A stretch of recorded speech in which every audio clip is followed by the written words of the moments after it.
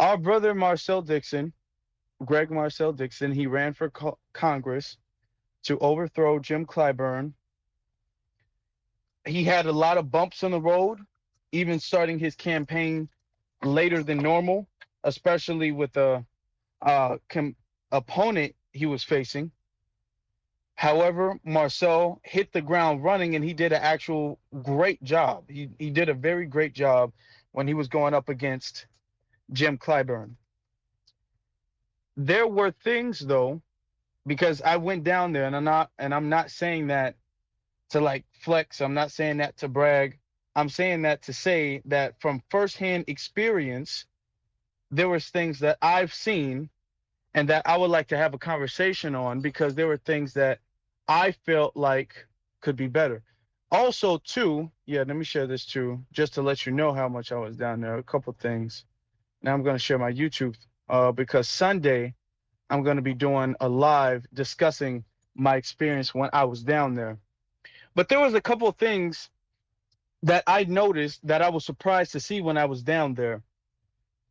When I was down there, I did something that's called canvassing, and that means standing by the precincts, the polling locations before people go in to vote, and you're handing out flyers and you're giving brief synopsis of information on certain political candidates. So if you want to, like, I was down there for Marcel, for instance. So I was going down there and I was like, hey, have you heard of Marcel Dixon? He's running on a reparations platform. He's running for slavery reparations. He advocates for this. He advocates for this. He advocates for this. You know, given the major things that Marcel advocates for, which of course the main thing is slavery, slavery reparations. Not slavery. Lord have mercy. Slavery reparations. So I'm telling people about that, and a lot of people, with the exception of very like with the exception I think of three people, mind you, I've I was canvassing to too many people I couldn't count. It was at least like 100 plus people. And that's at the one single precinct. I was canvassing, I was leaving flyers on cars and things like that just to get the word out. Shout out to everybody in the room. We got some real ones in the room. I see Sister Nikki is in here. Ace, Beatzilla, Rich. Um, you got us, our brother, the Black Nuremberg. Our brother, we got Ryan. We got Antonio. We got Ariola. We in here, okay? And we're just getting started. We're just getting started. I appreciate you guys shared this because I really do want to brainstorm. I'm not saying that I have all the answers. I do have some ideas and some suggestions, and I want us to, as a grassroots, as a family, to come together, put our heads together, and develop a strategy. So next time Marcel runs, because I do believe that Marcel is running again, based off of what I've heard, he is running again. So next time Marcel runs, or next time another candidate, it doesn't necessarily even have to be Marcel. Next time another candidate runs on a reparations platform, we already know that he or she is going to be downplayed by the mainstream media. They're pretty much going to be shadow banned. They're going to have a hard time when it comes to mainstream media. So what can we do to help either our brother or sister out in that situation? Now, for Marcel for next time, or for anybody else who runs on the same platform or a similar platform. Okay, so that's what the topic is about. So as I was down there, and just me continuing, and if you guys want to request to speak, you can feel free to do so. As I was down there and I was talking to certain people about Marcel, to my surprise, over all of the people I was down there, I was down there for like from the morning to the till the polls literally closed. All of the people, for the most part, who I saw, they didn't know who Marcel was. And when I brought up and I was talking about, have you heard of Marcel? He's running on a reparations platform. He's doing this for the community. He was the teacher and all of these and all of that, just big up in Marcel. Everybody was impressed. majority of the people I talk to, and when I say majority, I mean at least about 90% of the people that I talk to were very impressed with Marcel and his platform, but they just didn't hear of him. So that lets me know that on a local level, Marcel was very much so undermined. So his name didn't get out there. His name wasn't really recognized. And there was a couple of things from me being out there. There was a couple of things that I've seen that if I was to just do it over again, I might have fixed. I might have put more yard signs out because I saw a um a plethora of yard signs all throughout South Carolina. Just so you guys know, I wasn't just in one part. I was pretty much all throughout South Carolina, seeing Jim Clyburn everywhere. Didn't see Marcel one single time, with the exception of the billboard. Now I did see the Marcel Dixon billboard, and that's a big deal. That's a good one. That's a really good one. Um, so we definitely need to get another billboard or two, you know, take a page out of the Black Authorities book, start buying up billboards. But the yard signs, another issue that I had, or another issue that I saw, was really the lack of volunteers. And mind you, I'm stating this because I fully support our brother Marcel's campaign. I fully supported his campaign, you know, and I wanted him to win, and I want him to win next time. So this isn't me trying to be like, damn, Marcel, you should have did this, you should have did this, you should have did this. This is me sitting down and kind of, you know, as athletes would do or gamers would do, they review the tapes and find out the flaws and how they performed. And I'm not blaming this on Marcel. I'm just saying that there's always room for improvement. And that's why we're here. Because now that we see things, now we're trying to improve on some of the things that we might have not paid too much attention to. And this isn't to say either that Marcel was not sabotaged, because I can tell you from firsthand experience that Marcel's campaign was sabotaged. That Jim Clyburn's crew, or the people who wanted Jim Clyburn to win, they were doing a little shisty tactics to undermine Marcel. They was messing up his name. So you guys know, Marcel is his middle name. His first name is Greg. It's Greg Marcel Dixon. So when people say, you know, the vote for Marcel Dixon, you know, what, and some of the polling places and some of the precincts, what they were doing, and this is what people told me, people who were actually in the polls and voted, they told me, oh, I just didn't see them. Because they would come out and I would talk to them like, hey, how you doing? You know, I would give them an extra flyer, you know, just to pass it around. They're like, hey, I didn't see the name you were talking about, but have a good day. And I'm thinking to myself, like, you didn't see the name. You didn't see the name. And a couple of people had to tell me that until it clicked in my head, like, oh, yeah, Marcel isn't his first name. So what some of them are doing is they're doing Greg Dixon. And if you're hearing the name Marcel Dixon and then you see on the polls Greg Dixon, you probably not going to make the connection that that's the same person. So that's that little shisty, underhanded stuff. Also, too, when I was at the when I was canvassing at some of the precincts, some of the poll managers, they were pretty much trying to shoo me off the property entirely. And I'm gonna talk about that Sunday afternoon on my live stream. I'm gonna make a live stream about all of the issues that they were giving me, because they were giving me a lot of problems. So I know for a fact that it's not all Marcel or Marcel's team. Jim Clyburn had a lot of shady little tactics, and his people were doing some underhanded stuff to get him to win. But with that being said, there's still room for improvement. One of the biggest issues is the lack of volunteers. Like I said, I came from Chicago, and nobody knew I was going to be there until I actually got there. Nobody knew I was going to be there until I got there. So when I got there, I called the team, like his like marketing team, and I said, hey, I'm down here. I have a car. I can go anywhere you guys need me to go. I can do anything you need me to do except vote. So just tell me where you need me. Tell me how I can help, and I got you. So they said, okay, well, you can canvass at different places. and they gave me flyers. And then one person, the person who gave me the flyers, he said, "Yeah, for the most part, I put up all the yard signs." And he gave me a box full of flyers, and he was like, "Thank you. Hopefully, you meet somebody else who can pass it out."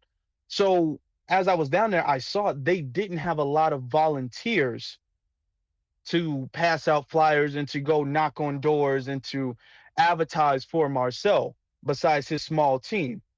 Now, this isn't to blame Marcel for that because a lot of these things cost money.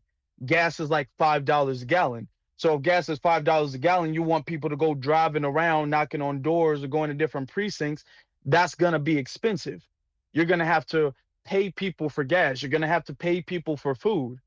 The more people you have doing that, the more people you're going to have to pay.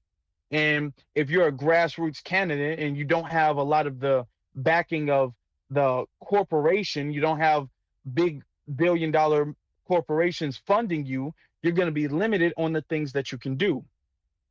So we're looking at the situation in totality, and we're coming up with ideas and strategies to kind of maneuver through the obstacles that we had to deal with this time so we can win next time. So with that being said, Vovo, you can speak on your opinion if you have any suggestions on things that we need to do. I encourage you guys, since you guys are here, if you guys can share the space too and DM it to some people who you feel might be interested. But Vovo, you can go ahead. Vovo, can you hear me? You can unmute yourself. Okay, well, he might not be. Oh yeah, yeah, yeah. Okay. Can you hear me, Yeah, bro? I can hear you. My bad. I was trying to tweet. I'm on my other phone. It's kind of messed up. Yeah, I was gonna say you took the words right out of my mouth. Uh, the funds. It wasn't enough money. You know what I'm saying? He needed. We needed to raise funds, and I feel as though that it need to be more than just a fundraiser. It need to we need to start opening up businesses in the community, and then take the profits from the business and then fund our own candidates. You know what I'm saying? Like we start funding our own stuff. It was the funds because, like you said, gas costs money, road signs cost money, yard signs cost money, billboards, all that costs money. His name couldn't get out there enough. You know, I feel like that's the only problem that he was having. Because who gonna vote against a reparations platform? What black people gonna vote against that? You know what I'm saying? So I just feel like it wasn't enough money there to get his name out there enough so everybody would know about, what he was trying to do. And But it's a long one. to piggyback off of that, um, I kind of wish I would have got there earlier because I got there the day of.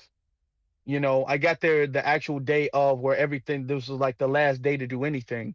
And you have to think a lot of people voted early. Some people turned in the mail in ballots and things like that. So you need to get your name out there early. You really need to get your name out there early. And like I said, we're not trying to shame Marcel. We're not trying. I congratulate him. I feel like Marcel did a great job with all of the obstacles that he had to deal with. Marcel worked very hard. I'm very proud of him for the work he's done. And to be honest, it's still a win. It's still a win because he has shown that a reparations candidate will be supported. He's shown that running on a reparations platform is a platform that people will actually get behind. So he's opened the door for a lot of people. So we definitely need to salute that. But you're absolutely right, Vovo. When I mean, all of these things cost money, and if you're a candidate who doesn't have a lot of money, it's hard for you to even, get your foot in the game.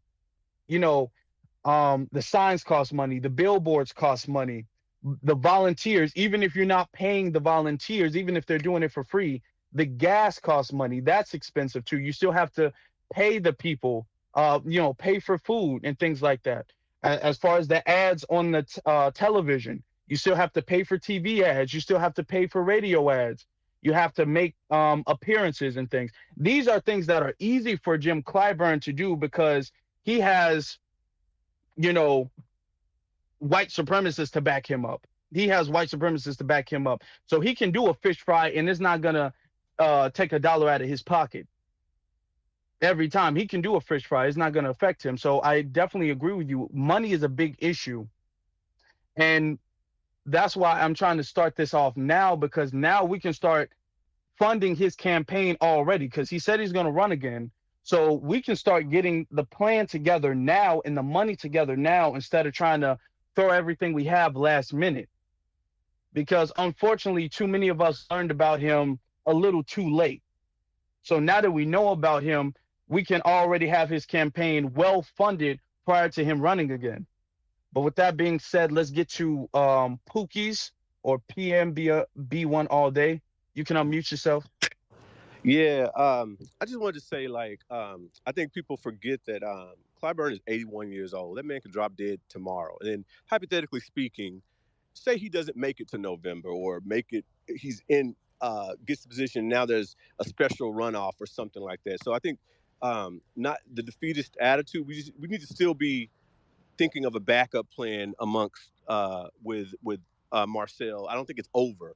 And then I'm a spiritual person, so I feel like the energy that was involved in undermining your people for that long, and then all of us coming together, that disappointment, that's an energy in the spirit, and you don't know what's going to happen when it's all said and done. And I think being prepared for um, the situation to where maybe he's not here, and now what happens? You know what I mean? We don't want to rush in, because it'll be the same situation where we're rushing in trying to get his name out there. I think that push should still be going on right now, because come on, that man's 1 foot in the ground, and I'm like, and the Democrats would have wasted a whole lot of money if he dropped dead tomorrow. You know what I mean? So I just think being aware of that and planning for the recent future is something that we should be thinking about.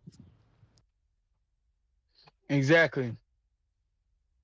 If you stay ready, you ain't never got to get ready. When it comes to that's a I like what you said. Now I'm starting to really think about it. Because Jim Clyburn is old. We don't know how much longer he's going to be able to run. He shouldn't be running now, to be honest. He really shouldn't be running now. But I like the idea of, okay, let's not wait to the last minute to rush out there and get his name out. That's what happened this time. Now, I'm not blaming anybody, because we didn't know, or at least I can speak for myself. I didn't know who Marcel was like 7, 8 months ago, so he didn't really want to do it, but he got the courage to take initiative to do it. And unfortunately, it was a little bit late. Everybody had started off before he did, so they had a head start. So now we can have a big head start, because we all know about him. So now we can start doing things to get his name out. When I was canvassing, I was meeting people. When I got to the location, I saw people leaving after voting. They had already voted. I didn't even talk to them. When they were walking back to their cars, I was still talking to them about Marcel, because I'm thinking in my head, even if that person didn't vote for Marcel, and it's not like they can run back and vote again, even if they didn't vote for him this time, it's important for them to at least know who he is. I'm not going to be like, well, there's no way you can vote for him, so I'm just going to move on to the next person. I'm giving it to everybody.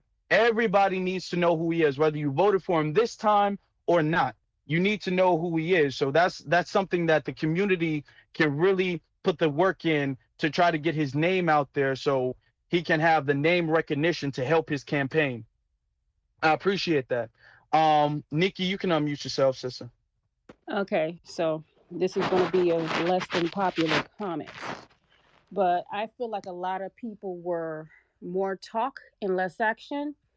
Um, there were some people who were doing the phone banking, and they were calling people, and a lot of them did not know who Marcel was. And now we understand that. But while this was going on, there were these large rooms of people who claimed to be so supportive of Marcel. And this was during the day. Why weren't they helping with that phone banking? I saw how frustrated Nas was. He every time, normally when Nas has a room, people pile in there, okay? But for some reason, when he would do these phone banking rooms, everybody would be hiding in another room. So I think I I think that it's necessary to recognize when you have a group of people who are just talking on Twitter and not really trying to help. And what is their goal if they say they're for Marcel, but they can't even help with the phone baking, but they can sit up in a on a Twitter space all day gossiping. And I'm not here to, well, I am here to bash them, hey, because they deserve it. But we this time I agree with, I forgot, I think his name, Pookie's cousin Ray Ray. Pookie's cousin Ray Ray. I agree with Pookie's cousin Ray Ray. We need to get this idea to people's head earlier. We need to get them thinking about how we get the word out. We need to figure out how we get the residents of South Carolina to understand that they deserve to have a candidate that's for them, that's for reparations, and that we are owed those reparations. We need to change the mindset, and that doesn't happen overnight. So I don't feel like Marcel has been beaten. I feel like Marcel is something that is kind of in the making. I feel like he can win in the next 2 years. He can win. He doesn't even have to run for the same office. He's going to win something. And I feel like he's highly vetted, and I feel like we can create another Marcel and many more to come. But we have to be staunch. We have to be loyal to what we're doing, and we have to call out behaviors like that where we have groups of people saying, "Oh, I'm for Marcel," but they're sitting in a Twitter space bullshitting the whole time. And I yield. That's all. Okay. Okay. Let me touch on a couple of things you said. Um, the first thing is, yeah, Marcel got a lot of. Let me put this. I'm gonna just keep it real. Marcel got a lot of fake support from certain people. I don't even have to say anybody's name. You guys know exactly who I'm talking about. And I'm not going to say everybody has to be donating and breaking the bank for Marcel. I'm not saying everybody has to be out there volunteering. Everybody has their place. Everybody has a lane. Everybody can do what they can do. I'm not asking anybody to, do anything that's beyond their means. If it's within your means, then you do that. But I've seen a lot of people who, Marcel, I love you so much. Marcel, you're just such a great person and thank you for what you're doing. But yet they've shown actually no support. That's when I say when you actually support somebody, when you actually have somebody's back, it's not going to be just you talking. You're actually going to be doing the work. You're not, it's more than just changing your profile picture to Marcel or showing the hashtag or retweeting the hashtag vote for Marcel. For instance, the phone banking, right? That didn't take a lot of effort for people to get become a part of. That didn't take a lot of money for people to join into. People could have joined into Naz's space with the phone banking. Now, any other space, there's hundreds of people in that space when Marcel is in there. Oh, Marcel, we love you so much. We love you so much. But when people have call to action spaces where people can actually do something beneficial, then people conveniently don't have the time for those spaces. And trust me, I notice it's the same people who like to show up when it's all talk, but then when it's time for any action, when it's time to actually move, when it's time to actually do anything, they're not there. You know, I did something. I've seen a number of you guys have done things. A lot of the people, I'm not even going to say a lot, but a handful of the people who bragged about how much they support Marcel didn't do anything. Didn't do anything. And to to comment on what you said, I feel like Marcel can win Congress. I honestly felt like Marcel could have took Jim Clyburn's seat. The issue is people didn't know about him. Like when I was canvassing and when I was talking to people about Marcel and about reparations and about Marcel's policies, most of the people, and I talked to hundreds of people, most of the people were excited. They was like, "Oh wow, that's great." Like they didn't even believe it to be true. And I had to some of the people I had to show videos to, like they didn't think it was real. They thought I kind of made it up. I was showing the flyers and everything. So they didn't know. And that's the thing. They didn't know. But I do believe that if we can start the work now, and get Marcel's name out now, start funding his campaign now. Next time, if Jim Clyburn is running again, next time, I full heartedly believe Marcel could win. I full heartedly do. And like I said too, Marcel was sabotaged. Everything wasn't Marcel's fault. Jim Clyburn did some shiesty stuff to sabotage Marcel. But with that being said, let's get to Jonathan. You can unmute yourself, brother. Yes, yes, indeed. What's good, Afro Lee? What's good to the room? Yeah, man. Brother Marcel, he's gonna need our help, man, moving forward. As far as like strategies, because like I said, I'm from South Carolina, born and raised. I live in Atlanta now, but I know that area very well. I went to South Carolina State, same school Clyburn went to. So, his district is comprised of like Charleston, the Geechee Gullah area, Columbia, Orangeburg, that whole corridor. But most of it is rural, and so it's spread out. You've been out here, you've seen a lot of it very spread out, and Yeah. so Yes. yeah. So Clyburn, he's been in that spot for so long, right? So people just automatically gonna vote for him. Right now, that's what their mindset is. They don't care who's running. They just say, okay, Clyburn, I'm voting for him. He's kind of like a quote unquote staple in South Carolina because he went to the HBCU. He got one of the biggest positions in Congress and stuff like that. So I kind of know what he's dealing with. So I was getting a lot of backlash to my own friends and stuff like that, telling them about Marcel because it's like sacrilegious to go against a fellow alumni with such a high position. You know what I'm saying? Like you just don't do that. But he ain't been doing that for the people, man. But I'm like you. I fully believe that Marcel can really take this because although Clyburn, he is a machine now because his family is deeply entrenched in South Carolina. I'm talking about deep ties and stuff like that. However, Marcel can still win because a lot of the younger generation, I would say people more our age, they are with it. So they haven't been voting lately Yes. just because Yes. you just be getting the same old thing. They tired of it, like most of us. You just tired of voting because you ain't getting nothing, and nobody has been presented. And like you said, a lot of people just didn't know about him because we just kind of found out about him a few months ago. And he said himself like, "Yo, look, I saw a problem. I decided to run," and that's just what happened. And you see the momentum he got just for just doing that. Now he has us behind him, the grassroots on all our different labels and names and stuff like that. He got us behind him. We can really push this brother down there, man. But he gonna need soldiers. He's gonna need boots on the ground because it's very spread out, and it's not like running for city council where you got one area in the city. You going across a rural state, and so by the fact that Clyburn got, he's so entrenched and he has the HBCU behind him, but it still can happen, man. So and I'll land here. Like most of everybody said, man, we got right now. We know right now, so there should not be no excuse where he should be neck and neck and should be demanding. Because the only reason why he didn't um, um, get a debate with Clyburn because Clyburn he saw him as a threat, but he wanted to take the route of this ain't nobody. But once he see that strong push, he gonna have no choice but to debate him, right? And if he don't run again, Clyburn, I'm telling you, they got people groomed that's ready. People I know at least 2 or 3 of them that's groomed and ready. So no matter what, it's gonna be a fight. But I do believe that he can take it because he got the right energy behind him. It's just a lot of people don't know about him. But we got a couple years to get this thing going. We can make it happen. I'll land right there. I appreciate the mic. Oh, no problem. Definitely, definitely. Um, we got to start now. We got to start now, and we should start too. And I'm glad you brought this up. We can start with the young. A lot of people um tend to overlook the youth when it comes to politics.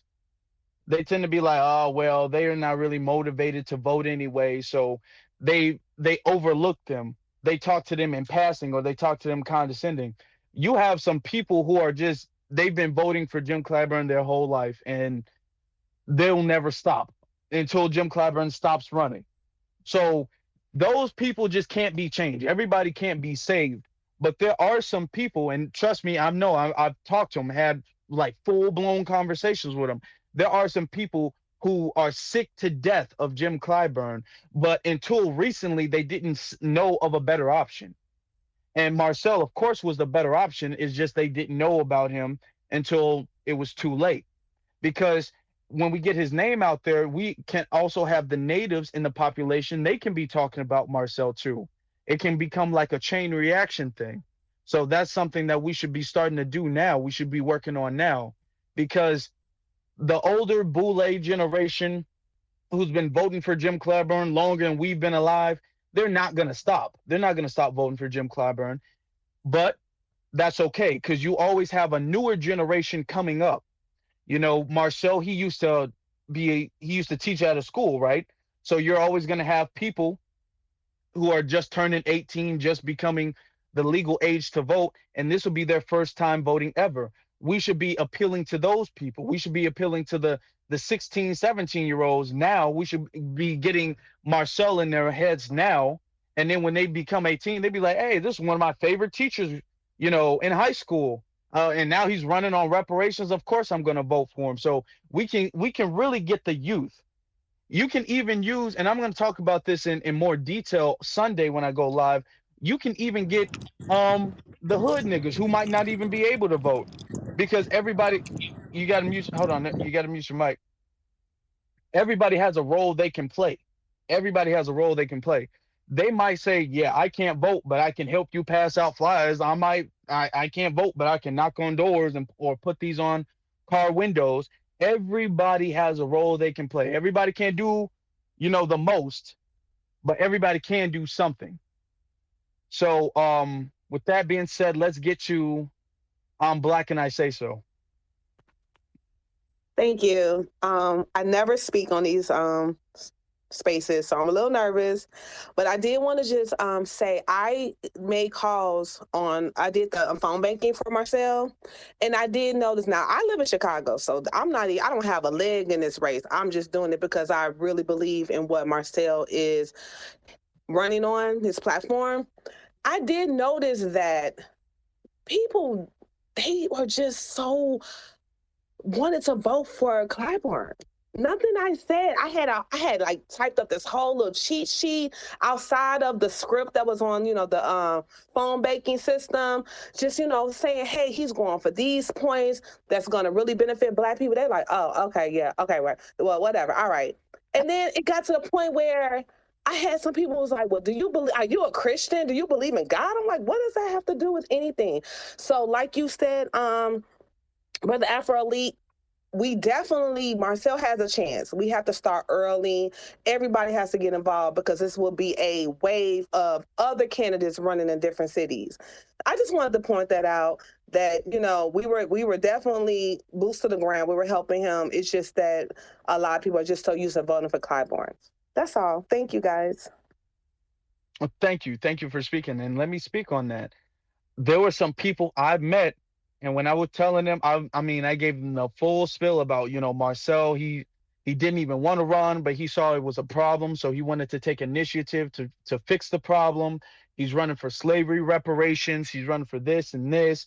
Jim Clyburn, he's pretty much failed the district. Jim Clyburn does everything for everybody who isn't Black. He's always putting non-Black people before Black people, specifically FBA. Well, I didn't say FBA, but specifically Black Americans. And they looked at me like I was stupid. They looked at me like, yeah, well, there's nothing you can say to get me to vote for anybody besides Jim Clyburn. I could literally tell people that Marcel found the cure for cancer, and they still wouldn't vote for him. They still wouldn't. That's how loyal people are And if I could to just Jim. jump in real quick, my man, he was there with me when I was making these calls, and he was like, my name's Kiana, by the way. He was like, you got to dumb it down because you sound like a real FBA right now. They're not going to get your message. So we even came up with like another script for me to say just so they can understand. I have a broadcasting degree, so Let me just dumb it down. And they, like you said, they are just so gun ho of voting for Clyburn. I think I reached one person and that was it. But I still kept it going. Like I still was pushing. But I think with more momentum and more just getting out there earlier and sooner and just sooner, we get there. I'm not giving up. Yeah, we will. We will. And thank you for the work you put in. I'm Thank from you, guys. Chicago too, so we don't have a bone in this fight except for the fact that we want Black empowerment. That's the only bone we got in this fight. So, That's all. when we did what we can do. Absolutely. Thank you. I'm gonna go back to the listener aisle. Thank you, guys. Okay. Well, thank you for joining. I appreciate you speaking. Um, we got more people coming up. If you're coming up and you want to speak, please raise your hand. Vovo, you can go ahead.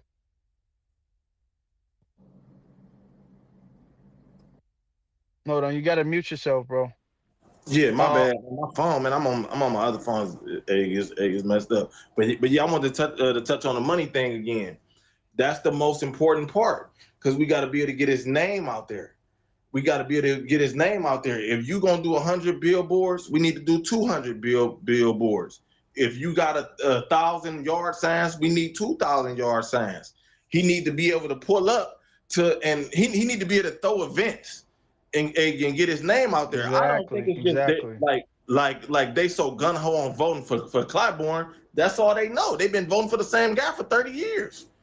You know what I'm saying? He need to be able to pull up to church events and those small events and all that and talk to the people directly and ask them what have Clyburn did for you in the last 30 years? What you voting for him for? This what I'm doing. He got to make the people like him. You know what I've been looking at as far as politics. Politics is like a popularity contest. So that's why when you look at politics, the opponent has slandered the other person's name and bring up old videos of where he said he grabbed her by the pussy and all that bullshit. You know what I'm saying? Because it's a popularity contest. They looking for who they like. Now I know that they would like him. I know that they would like Marcel because we like him. But we know what he's saying. The average person ain't in these spaces. They don't know what he's saying. They don't know him at all. So it's about the money so we can throw events and shit to get his name out there. If you gonna do a fish fry, we gonna do 10 fish fries then. Y'all wanna vote for catfish nuggets? We gonna do 10 catfish nuggets events. We gotta he gotta jump over him and get his message out there. And I feel like once he get his name known and they see what he doing, and because people ain't stupid, you know what I'm saying? They can see what he's trying to do, and they can see that this guy been sitting there for 30 years and he ain't did shit. You know what I'm saying? I feel like once he get his name out there, he'll be all right. And I I'm and agree. I'm I drop down. agree. I'm gonna drop down, bro. Okay, okay. Well, thank you for that. And let me speak on that, and then we'll get to Sun Kiss, Sun does Sanders or something. The one in the red. I don't know how to pronounce your name. And then we'll get to um Pedrano. I believe that's how you pronounce your name. But let me speak to what Vovo said. Money is very important. Money is very important because that's how candidates get their name out there. We have to understand. Um, Jim Clyburn has been in office longer than some of us has been alive. He's been in office longer than I've been alive.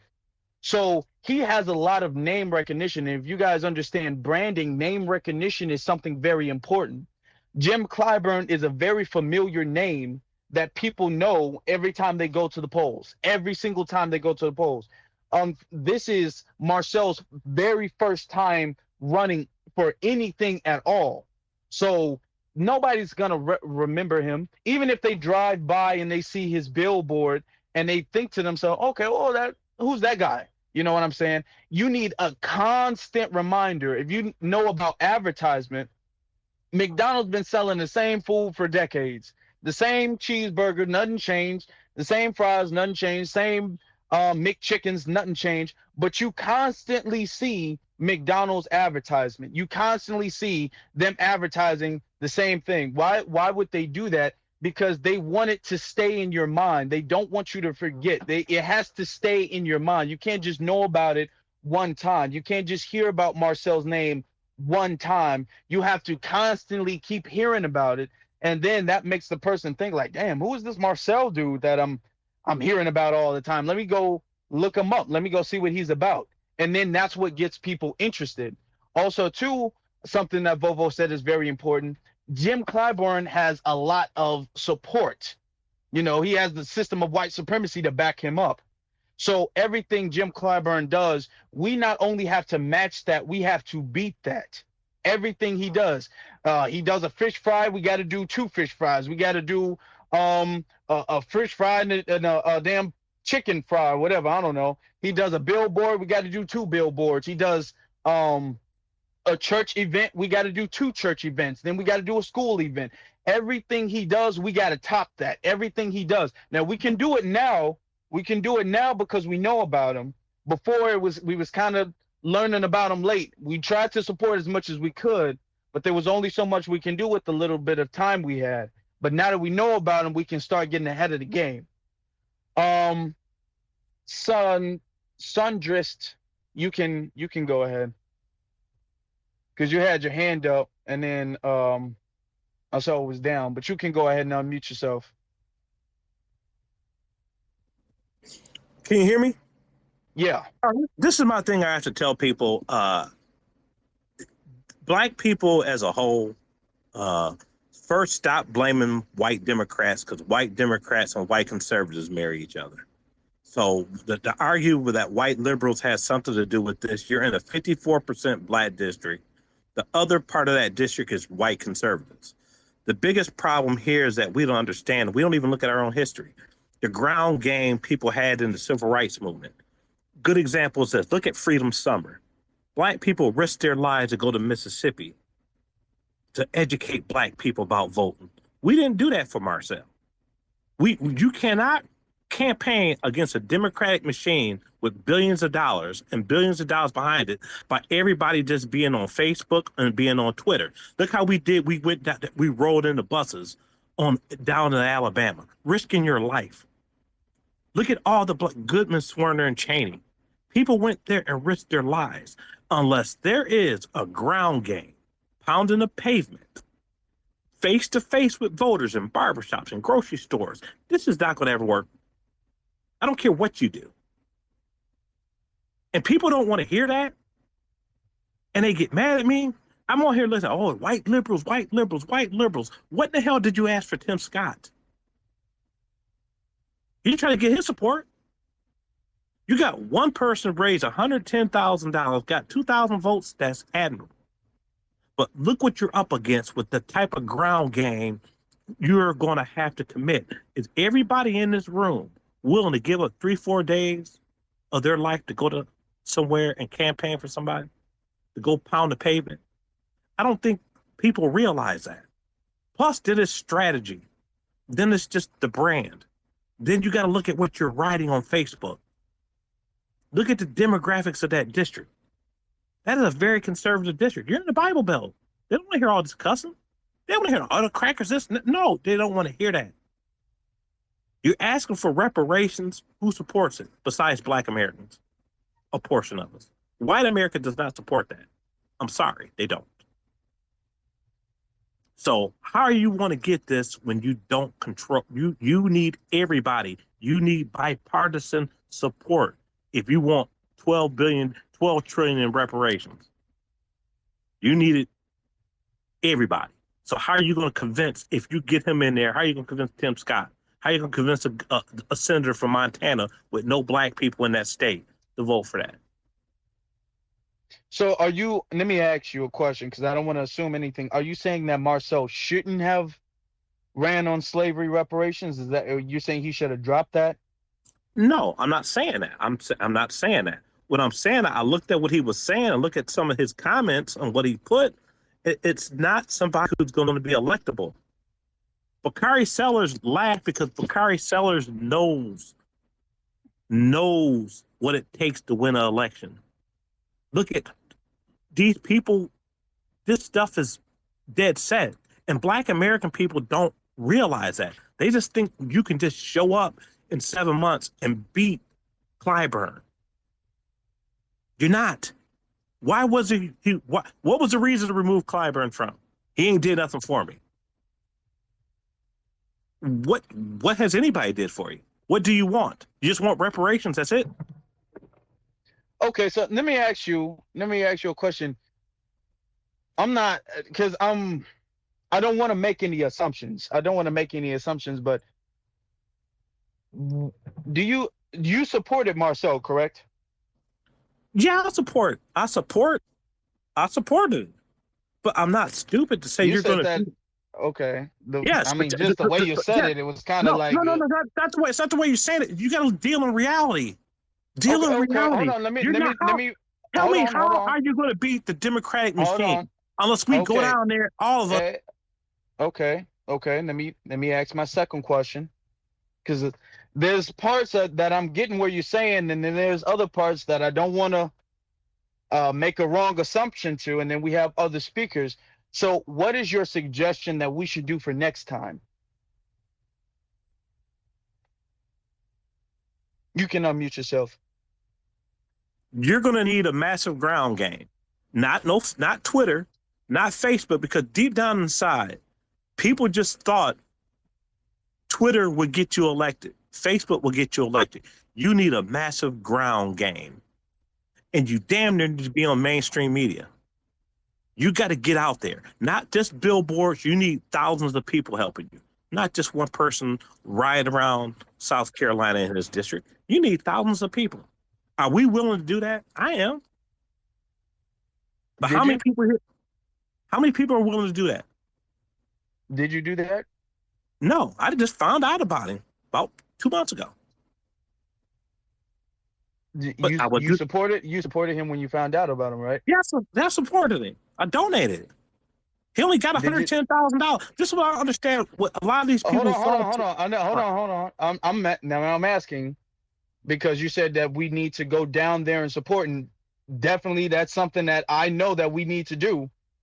Trust me, I believe in that full heartedly. I'm with you on that. We need to put in the groundwork, but I'm saying, because the way you're speaking, you're kind of like reprimanding the way we handled the situation. So I'm I asking. this is my opinion. How Hold many on, hold people? on. And So, before you can I ask go, you a question? oh, no. Let me ask Did you a you donate? question. Not only did I donate, I drove from Chicago to South Carolina to Okay. put in the groundwork. How many people So, donated in how here? many people donated? Not many. If you only raised 110,000. Sir, first off, I'm the host. I ask the questions. You don't ask me questions. You're saying that we need to put in the groundwork. You're playing the damn what they call that Monday night quarterback. And you're saying you found out about him prior to him going to the election, prior to the date, and you didn't go down there. And now you're trying to wave your finger at other people for not going down there, not knowing that there are people in this very room who actually did go down there. So if you didn't go down there and you didn't put in the work that you're trying to reprimand other people for not putting in, you really don't have any room to talk. I don't have room to talk, but I'm just going to tell you, you're taking on one of the most strongest political figures in the United States of America. Yeah, we 110,000. agree. I agree. I agree. Let's get to the next hand. Pan Pandrano, you can go ahead and unmute Check out the yourself. Jumbotron. I just posted something from his page. Okay, hold on. Yeah, it's Padrino. But you are, Padrino, my fault. My fault. it's all good. It's all good. But yeah, interesting space. First off, peace and reparations to the space. And man, shout out to you holding the space down. Great topic too, man, because I think this is definitely something that needs to be talked about. Just to piggyback off of what you were saying, Afro, and then even the old head. I don't know his Sanders. I can't really see boy name, but I think like I don't think he's saying nothing malice. I think he just saying it like on an old head perspective from the truth. So it just sound malice, but I don't think he mean no malice. I think he just saying the truth, how he saying it. But really when we just looking at strategies moving forward, and I heard somebody say this earlier, reach out to the young people. You talking about a congressional district is about 750,000 people in each congressional district. About half of those people are adults, about 300,000, 350,000, maybe, right? Out of that, maybe only 40 to 50,000 people voted in that district. So what you have is a large number of what they call disenfranchised voters. And a lot of those people are like our friends, our contemporaries, different things of that nature. So it's gonna take some massive levels of outreach to even get those additional people to vote, because those old people, they're not changing their vote. Like I'm just being Exactly. honest. Like unless Clyburn died, they're still gonna vote for his daughter. Like so, it's kind of like you have to take his number his little bit of his power that he has, because he has power. You got to take his power. And the only way you can take his power is to replace it with a new power, and that new power is to energize younger voters. But you have to make disenfranchised, as they call them, disenfranchised people, disenfranchised voters vote, and they're not gonna vote on things that they just don't feel compelled to. So like us, that's FBA, we all fuck with reparations because it makes sense. Like, you know what I'm saying? If you're a student of Neely Fuller, if you're a student of Dr. Claude, if you're a student of this person or that person, you're gonna get the concept. But I would say, and I'm a student of Farrakhan, but I would say 85% of the people in our community, they don't understand a lot of the shit that we talking about. So we have to put it in, we have to package it to them so that they can really understand what we're trying to say. So like, even when we're talking about reparations, and you know what I'm saying, I think he even had the thing for the Freedmen Bureau too. Like, when we're talking about this, we have to put that into their life. So okay, reparations, this what it'll do for this, that, and the third for you, Aunt Sally. Reparations, this what it'll do for you, Miss Mary, Mr. Joe, this what it'll do. So you got to put it into, you know, the constituents in that district in a way that makes sense for them, particularly the people who don't vote, because that's the larger base of people that, you know, folks would want to attack and really you know, work with.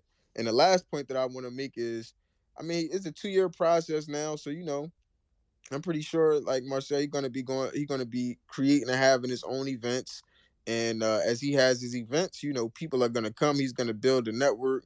It's people in South Carolina that's doing the work. They're not doing reparations work, but they're doing some type of work. And you know, as he connects with them, and as they connect with him, knowing that he's the reparations guy, I think it's only up from here for him. But I think the last thing is just that feet on the ground, man. Boots on the ground out there in South Carolina. That's gonna be, you know, that's important. It's a good thing, you know, folks. I saw you was down there, Afro. That's a good job. But just boots on the ground, and you know, people just knocking doors, talking to the community. Yeah, Primarily, yeah, I'm gonna be honest though. I'm from. You say you from Chicago, and I'm from up north. I know a lot of those down south people, they would probably I know they like us, but they would probably prefer like more people from down south knocking their door, having a conversation with them, because it'd probably be a lot, like they'll look at us as like gentrifiers and shit like that. I yeah. feel like They too. can't. This is it's something that they would feel. That's the same way we would feel if somebody came knocking to our doors and they say, "Yeah, I'm from Texas, but I want you to vote for this." You'd be like, "What? What are you even doing talking to me?" But as we're going to get to the hands, because we got more people who would like to speak, I want to touch on that. Truth be told, there was a very low turnout when it comes to voters in general. Jim Clyburn didn't really get those many votes considering the population that he was dealing with. So there's a lot of people who just didn't vote at all, period. So what we need to do is we need to get people motivated to vote. A lot of people would have voted for Marcel, like we keep saying, but they didn't know about him. And people don't want to vote for Jim Clyburn. People don't feel like there's any reason to vote. I've actually talked to people, and there was people telling me like, "Hey, I don't even believe in voting anymore. I used to vote. Politicians don't do anything, so I'm not going to vote anymore." People aren't going to vote. The people who, you said, I forgot the term, who don't vote, Disenfranchised voters. disenfranchised. Exactly, the disenfranchised. They don't vote not because they don't care. They don't vote because they don't feel like there's a better alternative. They feel like all these politicians are shiesty. All these politicians are the same. There's no reason to vote. There's no reason for me to get up. But when we show them that, hey, there's actually somebody who can actually change the situation for real, and we're down here, we're putting in the work to support him, and we can motivate other people, the disenfranchised, to actually get up and vote, that can really turn the tide for Marcel. So let's get to we'll go with JL, then the ends, Demi, and then Jehovah. JL, you can unmute yourself. Okay. So the only suggestion that I guess I have, and I've kind of thought this from day one, I would, if I was Marcel, I personally would run either as a Republican or an independent. The reason why is because I feel like, especially as a Black American that is running on, a reparations campaign, no, illegal immigration, and then no abortion, I think that it's going to be hard for a lot of standard Democratic voters to digest that. And I also think that even being a Black American that's running on a reparations ticket, you can even argue that you are conserving reparations for Black Americans. You get what I'm saying? So either way that it goes, I feel like he would be better, either running as a Republican, and he can argue that, or he can run as an independent. But I just think that all of the innovative ideas that Marcel had, especially not being for the LGBT, group, I think that it's a little bit of an oxymoron to run as a Democrat. And I don't know if that would have helped him a little more. I'm not, the best person, expert in politics, but I do know that it's a little bit of an oxymoron to run on some of the stuff that he was as a Democrat. And that was my only critique. But I did see Marcel's tweet something about that yesterday, about white liberals, and maybe he's got that like in his head. So I was happy to see that. That's all I wanted to share. Yeah, I Yeah. follow Marcel. He a real nigga. Yeah, hold on. Let me just touch on what she said real quick. That's something that we probably should be considering. I understand why, especially going down there. I do understand why he voted, why he ran. I mean, as a Democrat, but we have to think the policies that he was running for is not what Democrats run for at all. Is actually a lot of them are what Democrats are against. So Yeah, when he don't people be see talking that, real shit. yeah, hold on. When people see that, people are going to be all like, this dude isn't a real Democrat, so he's not going to have the Democratic support at all. He's running for a party that's not going to have his back whatsoever. He might have had more support if he ran for a Republican. And this is just me throwing, we're throwing ideas on the table, because you have Black people who are so tired of the Democrats that if they see a Democrat next to anybody, they're not going to vote for him. And as the years go by, you see more Black people actually turning to the conservative side, becoming more Republican. So they, because Black people, foundational Black Americans specifically, we are used to and we're tired of hearing people preach about how this Democratic politician is going to come in and save everything. So it's the same song and dance with the Democrats. So when they even see Democrat, they automatically like, no, I'm not going to vote for that. So, that can be something that we can consider. Now, there on the other side, it could be like, okay, well, if he ran for a Republican, there's no way a Democratic shill is going to vote for him. He might be able to sway some of Jim Clyburn's votes, piggyback off of some of Jim Clyburn's votes, but that's definitely something that we can consider. Should Marcel really rebrand himself, keep the same policies, but kind of rebrand himself as, not a Democrat, but maybe a Republican or independent? That way he doesn't have to be on either side, because like we said, we're getting new voters in, and these new young voters, they feel some type of way about the Democratic Party themselves. That's why they're not voting. So maybe if you say this is somebody who's fresh out the game, he doesn't have any ties to a political party, maybe that might help. That's definitely something that we should be thinking about. For real quick, it's over 150,000 eligible people in that district. Oh, we got Marcel in the building. Marcel is in the building. Everybody salute to our brother Marcel. Marcel? Peace, God. My nigga Marcel, yes sir. You in this bitch, man? For real. Yeah. Okay. I'm sure you guys don't mind, but we're gonna skip the line. We're gonna let our brother Marcel get a word off. You got the floor, next, Marcel. Bro. Yeah, but you're not Marcel, so be respectful of the room and host. Just wait your turn, please. Shut up, bitch.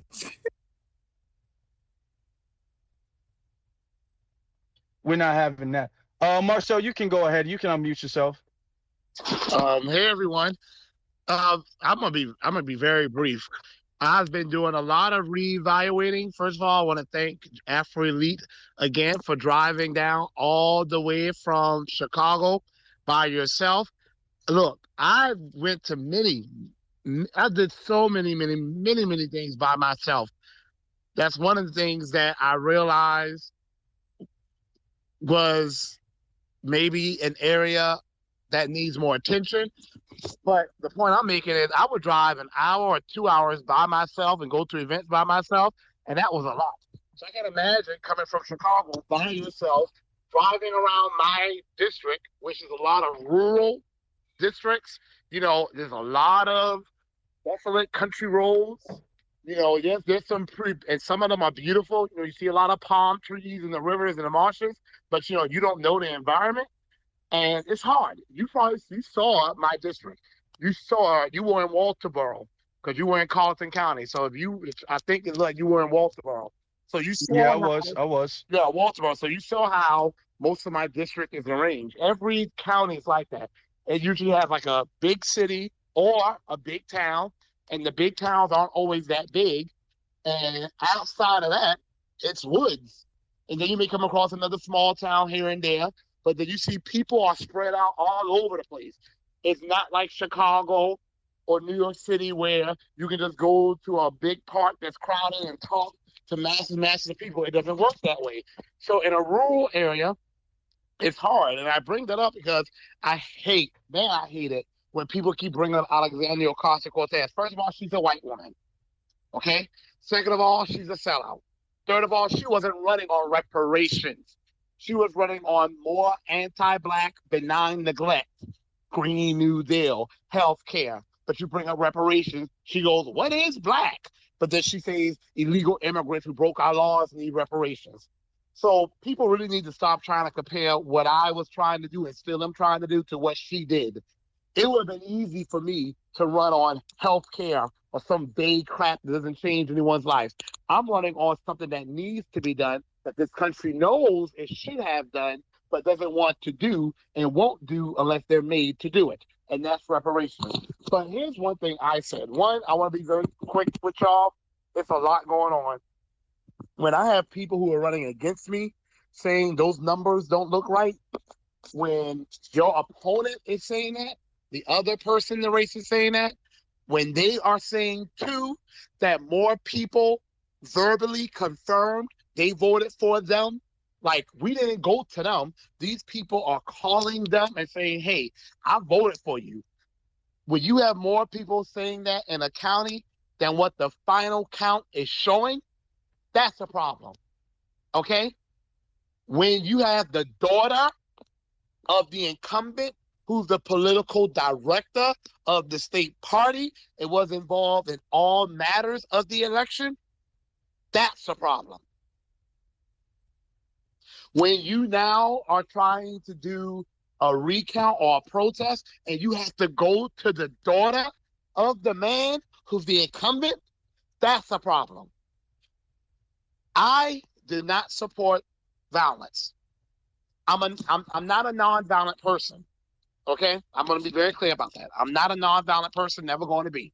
I'll be nonviolent when America goes first. I always make that very clear. When America goes nonviolent, then Marcel Dixon go nonviolent. Until America goes nonviolent, I ain't about to be nonviolent. Okay? I want peace. I want respect. I want justice. But until we get that, violence is always an option for me. I see more and more and more and more.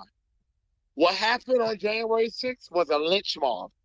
But more and more and more and more, I'm trying to figure out why we weren't the ones up there. Okay? I'm trying to figure that out. I done called this department, that department, state level, federal level, trying to ask them how was it appropriate for the state director to be the daughter of a Democratic candidate who's running in a Democratic race against two Democratic opponents. And everybody wants to bounce the buck. So let me just say there's a lot of shading that goes on, y'all. I can't speak too much about this one, but someone was saying that they may have some evidence of ballot hoarding. I had never heard of that, but it is what you probably think it is. It is what I thought it was. Pretty much people take ballots and they don't process all of them. They kind of like keep some away. And someone is saying that there's strong reason to believe that probably happened. I wasn't able to get enough poll watchers. That would have been 2,000 something people. I want to be able to pay them. If I tried to pay $15 per 2,000 something people, that would have been like 15 something $1,000 right there. So it was a lot of stuff. Now I'm gonna say my strategy. The good news is I have now what I didn't have when I started. One, I wasn't known when I started. Two, I was starting from scratch. Three, I didn't really want to run a campaign. Y'all remember, I originally started wanting to be a write-in candidate, and I just wanted it to be symbolic. I really didn't make it a legitimate race until like a month or two in. Then I had no money, no name recognition, no team. Now I have a team. Now I have name recognition. And I'm not talking about just social media, but name recognition here in South Carolina. If you believe those numbers, which I don't, I'm not saying I would have won, but I believe my numbers are much higher than that. But let's just take those numbers for what they are. That means I have almost 3,000 people who voted for me and support what I was trying to do. That's 3,000 people I can use to recruit at least one other person for me. And that right there will be 6,000 people. Okay? That's how we have to look at things. The biggest thing that I should have had was phone banking. I tried to do it myself, didn't have anyone to manage it. Nas came along and did a fantastic job with it. Y'all were making like almost 7,000 phone calls a day. That's unheard of. People usually pay staffs to do that many. I should have had that happen all throughout the campaign. That's one. Two, I should have been more visible. I am in a rural area. A lot of stuff doesn't happen around here. They don't do a lot of meetings, town halls, a lot of the festivals and things that happen. They don't like to have politicians there. Sometimes they even make it a rule where you cannot politicize, you cannot hand out flyers and things like that. But I should have been arranging for meet and greets, but I didn't have money. But now that I have some money left over, I can do that. Billboards, perfect. The mistake I made, I had my face on the billboard. I should have had Clyburn's face on there as well. I took the advice of some people saying, well, don't put Clyburn's face on there. Just make it all about you. Wrong. People, Clyburn has name recognition. And because he's old and black and Southern, and he's been through the same type of anti-blackness I am trying to get us reparations for, people automatically assume he's for us. My flyer has Clyburn's record on there, and it has the grade of an F. I should have put his record up on those same billboards. I had over 1 million impressions with the, I don't know, 12 or 10 or 12 billboards I did. Every time people looked at me, they should have seen Clyburn's record. One of the reasons we decided not to, because we was like, people are going to be driving. They're not going to have a lot of time to see his record. Well, I should not have put his whole record up there, but I could have put his face up there with an F and put me up there with an A. So I need to also publicize his record more. Robocalls, that was a fail. People were getting robocalls in the middle of the night. I don't know why that was happening. I got a lot of nasty messages about that. I took responsibility because I'm the face of the campaign. I had nothing to do with it.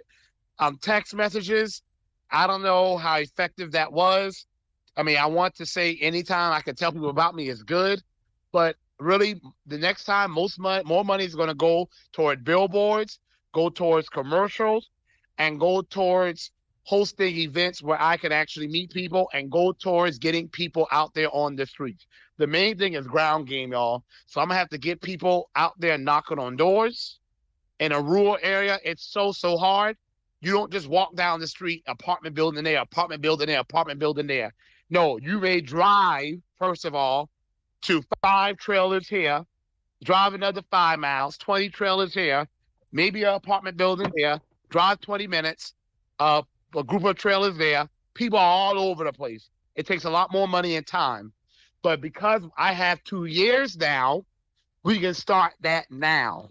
I can have people invite me to their places of worship or to their nonprofits or to their jobs. Because some jobs, if it's their own business, they can do that now.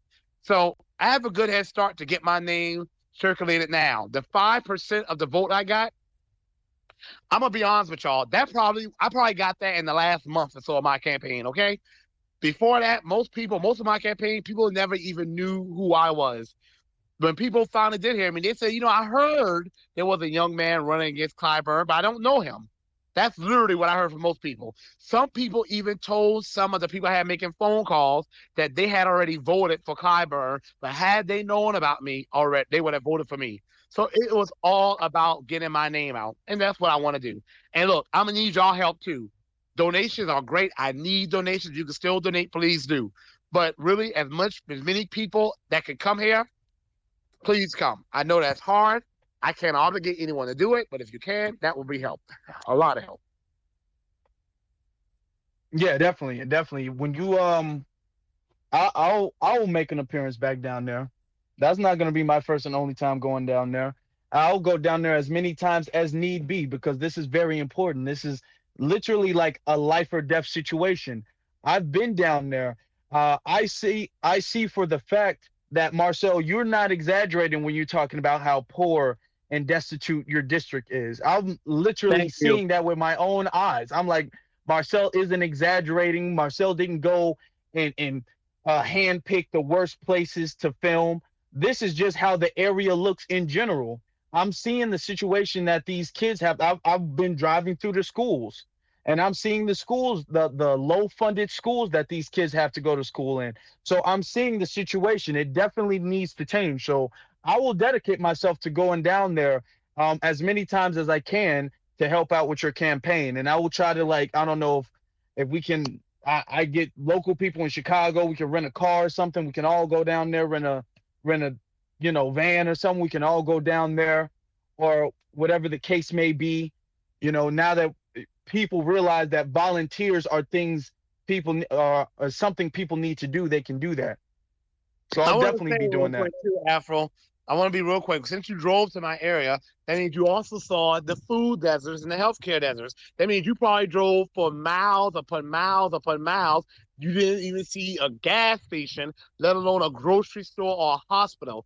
Just like I've been telling people, you can drive for miles and there's no grocery store, no hospitals, nothing, nothing at all. No Yeah, basic exactly. infrastructure in some areas, almost non-existent. Exactly. It felt like I was driving in the middle of nowhere, to be honest. It was a lot of trees and like it literally felt like there was nothing but road. I was in the middle of nowhere, and that's crazy. Because every so often I would see like a trailer park home, or I would see a small little gas station in the cut or something like that, or a tire shop here and there. But it's a lot of emptiness. It's a lot of that. So that definitely needs to change. They need reparations like yesterday. So we definitely got to get you in there. And now that you've gotten your name out there to a degree, now we can capitalize off of the momentum. Because I definitely got to tip my hat to you. You hit the ground running. I know you didn't really want to do it, but you ran and you hit the ground running. I have a couple of questions though. Can you hear me? Hello. I can hear you. Yep, Okay, I hear you. I saw some people dropping off. I was on, like, I hope my phone isn't the issue. But a couple of questions, because a couple of people have asked me about if you decided that you wanted to kind of change your brand up a little bit as far as running as independent or running as a Republican. Do you think that that would be of any progress? Nope. And you know why? I ain't gonna let the Democrats get away that easily. Putting pressure on politicians is how you get policies. The reason the Democrats want me to leave from the Democratic Party so bad, because I'm putting pressure on them that we should have been putting on them decades ago, 60 years ago. The moment we decide to give them 95% of our vote is the moment we should have decided to give them hell for giving us nothing for our votes, and we didn't. I'm not going to leave from their party so they can relax and have it easy while selling us out. Y'all saw that speech I gave Saturday where I had on like that tan colored suit and that red tie? That was Mm-hmm. at the Democratic State Convention. Had I not ran as a Democrat, I would not have been invited there. I was able to give that speech to hundreds of people. And y'all heard the applause. The audience must have been like 30, 40% white. And y'all heard, and I wouldn't care if it was all white. Y'all heard the applause, right? Running as a Democrat gives me access to the people who keep voting for the Democrats, which is mainly our people. Black Americans in South Carolina are 70% of the Democrats. So when I go to Democratic conventions, it's mainly our people there. I have never met anyone of our people with whom I get to speak with about my platform that disagrees with it. They all support it once they hear it. The older Black people that we think are beyond saving, they support it the most. If an older Black person voted for me and they knew about me and they knew about my platform and they still voted for Clyburn, that's unforgivable. They are a coon. They need to die off. Okay? I mean every Yeah. word of it. Yeah. But most of them voted for me though and did not know about me.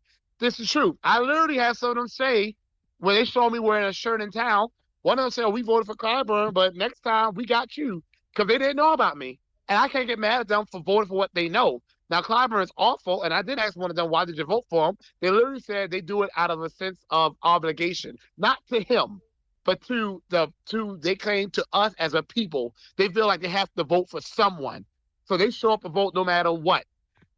I am not going to let the Democrats get off with selling our people out. So, no, I'm not running as a Republican because we ain't voted for them. So they don't owe us. They should be running and trying to do things for us, but they're not. And they don't get 99% of our vote. I'm not running as an independent because that doesn't give me access to any of them. I'm running as a Democrat. They owe us. They get the most of the votes of our people. And when they have events, I have every right to be there because one, I'm a taxpayer, and two, I'm a Democrat, and I get to go there and meet our people. I'm not trying to change them. I'm not trying to work with them. I'm just going to make sure we get what we're owed from them. And that's by giving them absolute hell on the inside. If they're trying to get rid of little old me because I'm giving them hell and causing an uproar, that's good. I just need to get other people to do it too. And that is happening. Like I said, those votes I got, that was probably all within the last 2 months. Yeah, okay. And being down there, I could see why. I could see why. I was just asking a question because that was a question that was asked earlier about if you are going to continue running as a Democrat. I have another question though, and I know you don't have a lot of time, so I appreciate you being here. We know that Jim Clyburn, he does his fish fry, and that's one of the things that he does to get his name out there. So, do you have a plan? Like, let's say we were to fund an event for you to host, like a fish fry or something like that. Would you do something like that, or what would your idea be to kind of combat or top Jim Clyburn's fish fry? Would you have one of your own? Would you do something similar? How would you get your name out the in that way? That's a Just question somebody's asked. just to let y'all know, my lights are flickering. You know, we have a thunderstorm here, so if I go off, that's what's happening. But I did that, but I probably did it too late. I did lots of things like that. I and I'm proud of what we did. I'm so proud. We supported so many Black-owned businesses. We sponsored several haircuts at barbershops, at hair salons. We sponsored over 500 meals at several different Black-owned restaurants and food trucks. If nothing else, we supported our people, and they supported me. The last thing I did, though, was in Allendale County, one of the poorest counties in the country, y'all. It's the 10th poorest county in the United States of America, Allendale County, South Carolina. I did a crab boil. And let me tell you, if you want to get Gullah Geechee people to come out, hang a crab in the air. It's like a worm on a hook. We see a crab, we coming. So I plan to do a crab boil, a low country boil, but you know, those things cost money. You have to rent the venues, you have to get the food, and you may have to pay someone to prepare the stuff. And that's what I didn't have a whole lot of, y'all. I didn't have enough money to do those things. Not saying y'all didn't donate generously, you did, but money in politics goes really fast. I will buy a slate of commercials, and that right there will cost me like $6,500. And that will probably be like doing 4 or 5 commercials only in the Columbia, South Carolina market, Savannah, Georgia market, Augusta, Georgia market, Charleston, South Carolina market. Billboards, probably like 1,500 to 2,000 per billboard. Flyers and door hangers, oh my goodness, they cost a lot to get in bulk.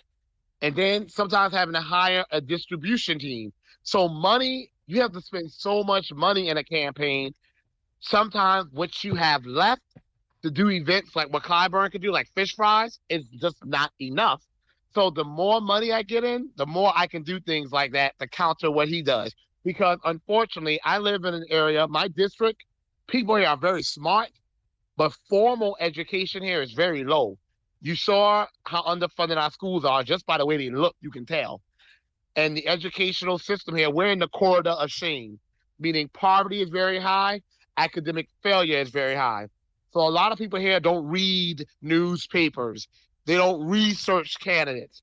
They don't look at the news. So communicating with people and keeping them informed, you have to get them to come to you. And food is one of the ways to do that. And I ain't mad at them because to get me to come out too, food is the way to do it. So I just need money. So that's why I'm telling people the first thing I saw some people do was cancel their reoccurring donations. And that's fine. I can't tell people how to use their money. But if people can still donate, this is the best time to do so. While I don't have to spend any money in the intro. Because when I start, I got to have that machine. Because let me tell y'all, Clyburn, if he doesn't retire or die, he's planning to run again. He's going to know now, hey, this guy can be dangerous.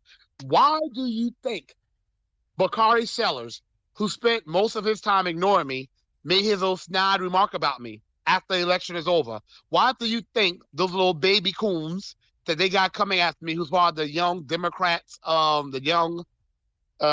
Democrats of America in South Carolina, why do you think they're coming at me? Why do you think all these coons are coming out of the woodwork? They know it's not because of what I represent now. They're playing long term. They know now, okay, I might not be a threat, I may be more of a nuisance, but they know long term, I could be a massive threat to them. So they're trying to neutralize me now as a threat. Okay? I can now tell y'all, Clyburn's team came to me subtly and tried to get me to run at the state level. No, I am not trying to repair Black South Carolina only. I'm trying to repair Black America to save America. Some of them told me like, well, if you step down, you never know. He might retire and endorse you. I'm not running just to win a seat. I'm running to make a difference. And winning a seat is just a means to an end to help do that. I'd rather lose being who I am and sticking true to who I am than to quote unquote win and I done sold out on all of my values. So there are some costs to winning I'm not willing to pay. The point I'm making is Clyburn is not going to take me. He's not going to underestimate me. Okay. So the next time, if he sees that I'm going to run again, he knows I am, he's going to be more ready. He's going to have his war chest. He's going to have all his guns cocked and full and loaded. I have to have my guns cocked and loaded. I have to have my war machine oiled up. So if people can still donate, I need them to. We cannot wait the month of to start donating then. It'll be too late. Exactly. And we were saying that earlier in the conversation that in order to get your name out there, because from being out there, I know you had a lot of people who would have been interested had they have known you, but they didn't know you because it takes money to get your name out there. Jim Clyburn, he's had a 30+ year head start. So you're going to need a lot of money to get the billboards, to get the signs, to get volunteers, to pay for the gas for people to drive around. That stuff costs money and that stuff is expensive. So for the family, I understand that the race is over now, but the fight isn't over. The battle isn't over yet. So we still need you guys to donate. We still need you guys to fund the campaign. So next time when our brother Marcel runs, he can really hit the ground running. He made a lot of progress in a small amount of time with his limited resources. Can you imagine how much more he would have if he had a longer time to plan and more resources? Just imagine, like, triple what he had, all the progress he made. Imagine if we tripled everything, triple the time, triple the money. So we need the family to continue to donate. Let's not wait till like the last minute. Let's not wait till the month before election and now everybody's trying to donate. Now everybody's trying to do the phone banking. We can continue to do that now. We can even, for the people who are in South Carolina, we can go out there and we can still pass out some of the flyers. I still have some flyers I have. So next time I come out there, I'll be passing the flyers out. So we can be passing out the flyers and putting up the stuff so people can get your name out now. That can be done now. We got to start the work today. Definitely. If you I don't know how much time you have, but I know some other people would have some comments. They would like to comments and questions. If you don't mind, we can get to some of the hands. They just want to thank you real quick before you left.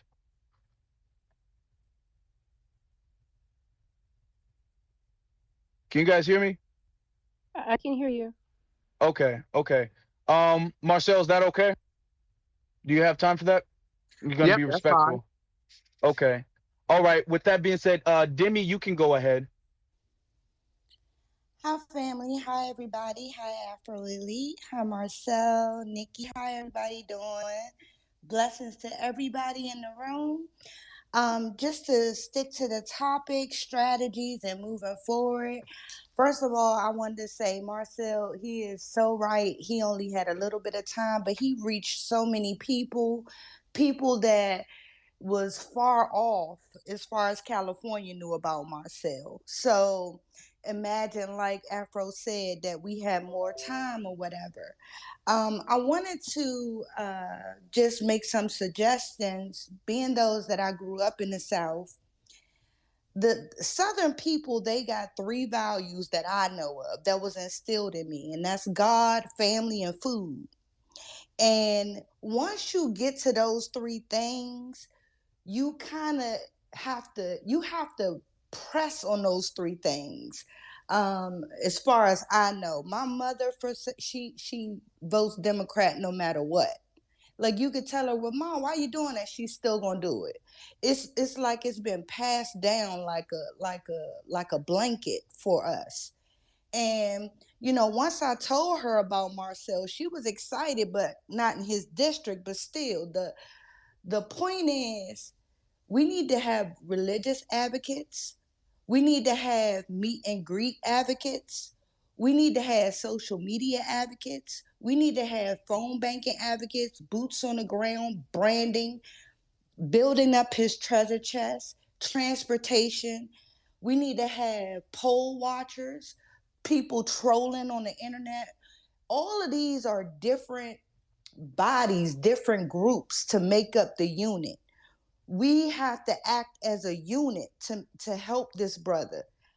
I'm not so good at some of these things, but I'm good at other things. We all need to work together, get in where we fit in. But there's so many different avenues that we all need to come together on. Like he said, I don't know if any of you watched it, but I would suggest y'all looking at that 20 Mules documentary, for what Marcel was talking about the votes. I know it's being pushed by the Republican Party or a Republican, but that documentary. Hey, I'm sorry. You are someone. I literally got a phone call from, well, I'm gonna keep it confidential, 2 days ago, and someone just told me to watch it because they said they were looking at my numbers and they were looking at all the input I did, and then they saw the output, the numbers I got according to what was shown, and they said you need to watch 20 News. I said, what is that? And they told me to watch it, and from what I've seen so far, it's firing off on all cylinders. That's all I'm going to say. It'll make a lot of sense when you watch it, my beautiful family. When you watch it, you will know why some of the people like Maxine Waters, these people that have been in Congress for centuries, you like, man, but they're not doing anything. How do they keep winning? Watch this documentary and you will know, you will understand. But those are just my suggestions. I'm willing to be a part of any of them for Marcel via remote. And come time to come down there, I have no problem with handing out flyers or being boots on the ground for my brother at any given moment. Well, Okay, thank you for so that. Thank you for that. you welcome. like I said, everybody, we're all in this. We are all in this as a family. We gotta. This is bigger than Jim Clyburn. This is about the fate of Black America in general. This is about everybody. This is about the kids, about the fact that the kids are growing up. If you would have seen, and I'm passionate about this because first off, I believed what Marcel was saying in the beginning. But if you would have seen what I've seen, seeing the conditions that these people are living in, you would feel very much so motivated. You damn near walk from wherever you are to South Carolina to help our brother. So, and I'm not telling anybody to do that, but I'm saying everybody can do something. You know, as much as the likes and retweets and everything, that's cool, that's cute and all, but we got to take it a step above. We got to step it up a notch. You know, phone banking, like he said, volunteer work, like he said, donating, like he said, all of these things, we all got to participate. Now we have years to plan this, so I don't want anybody here. Oh, I just can't do it. I mean, you clear your calendar, clear your calendar for this. I want to say too, y'all. So the best thing right now, again, if you can keep donating, and I'm gonna announce this, that I was kind of giving people a chance to process because I know feelings were strong about it. I mean, we all knew it was gonna be an uphill battle. And again, I'm not saying I won, but I do believe strongly that I got way more numbers than what they're showing. But that's a whole other conversation. But the best thing right now, if you could just donate $5 a week, that helps because I'm not going to start campaigning right now, as in I've officially relaunched my campaign. Because if I start too early, people are going to forget me. But right now, my responsibility is to go out there and make relationships. If I had throughout my entire campaign, what I had in the last 2 months, I had money, not a whole lot, but I had money. I got an endorsement, a powerful endorsement. His name is Dr. Johnny Cordero. He's the founder of the South Carolina Black Caucus. So you know he's powerful. To start a Black Caucus in South Carolina, okay, need I say more? He endorsed me just from hearing me speak. That speech I gave in that tan suit with the red tie at the state convention. So I need to make connections now. That's my responsibility. Develop relationships, make connections. So when I do launch my campaign, I already have built-in support. Another responsibility I have is something that Stacey Abrams did. And y'all may be saying, oh, Marcel, don't say your whole strategy online. Y'all, Clyde Bum is many things, but he's not stupid. He's a terrible politician. He's anti-Black, but he's not dumb. He already knows voter registration, okay? I need to register voters. That is one thing I didn't think to do. And by the time we thought of it, we only had like a month left to do it. I went to the baby's concert even to register people of that age group there. We did, I'm proud to say we did register like 500 to 600 people. That's pretty significant for little old me. But I need to do what Stacey Abrams did for, she gets on my nerves, but look what she did in Georgia. She registered hundreds of thousands of people to vote. You know why Stacey Abrams did that? Because she knew then that she was going to do now what she's doing, run for governor. And she pretty much registered her voters. She was like, okay, I see Georgia is a very Black state, but it's still a lot of white conservatives and Black people who just ain't rocking with me because you ain't doing a damn thing for them. So she was like, I'm going to go out there and register my base. So I have to register people too. Clyburn, our district is 445 to 500,000 voters. Clyburn at the most gets like 140, 150,000. Of the primary, he only got 48,000 of the Democratic vote, which is somewhere like 350 something thousand. He's not a popular politician. I just have to get those people who are disengaged to show up for me and register more people to show up for me. So I have my homework to do too. Yeah, absolutely, absolutely. Like, I can tell you from firsthand experience, most of the people I talk to can't stand Jim Clyburn. A lot of people don't understand it was a low turnout in general for this election because people aren't motivated to vote. So we have to, as a family, we have to work to show people that there is a better alternative to Jim Clyburn. And with that being said, I do want to get to the hands while we still have some. Well, Marcel is still here, so Ryan, you can go ahead. Hey Marcel, it's Ryan. Thank you so much for being like I think you're like one of the best candidates for this whole thing, and you did an amazing job like coming in 6 or 7 months ago, like out of nowhere, and like look what you did. I think, yeah, it's amazing. So my comments, I just like, I can help with some branding stuff. I can help with some stuff like that. I think like, this is another thing, but like unity behind reparations, I know it's like, it can be one of those dualistic things, but like getting everybody on it, still work on that. Like, and then here's this funny little concept. I'm just going to tell you one thing. My dad told me long ago, he had a smart uncle who opened up a shop next to this furniture store. So it's like this piggyback concept where this big furniture store like opened up. They had a big, huge business, and then this little company, all they did was they put a little sign that said entrance, and everyone like went to that place instead. I don't know if you can do anything like that, but like piggybacking on something else, like you're talking about, you reminded me of it when you said you were going to put your face with Clyburn on a billboard. I think that's a genius idea. And anything like that, like brainstorming in that thought. So like getting I also was thinking like Afro Elite with the Republican thing, wondering, but I think you're right. All, with the Democrats. So stick with them, do what works. Like you said, push the relationships and the connections and family business. Like if we could get, I'm over here in California, but family businesses would be huge. If they could support you, like the crab thing, the fish stuff. Anyway, these are just like things that I'm thinking of, but yeah, I'm all for you. So I'm proud of you, and I'll land my plane. Thank you, Ryan. Another thing I want to say, y'all, I don't know if this is going to go over with y'all, but it's the truth. This is going to sound funny, so hear me out first. I focused too much on us as Black Americans. And here's what I mean by that.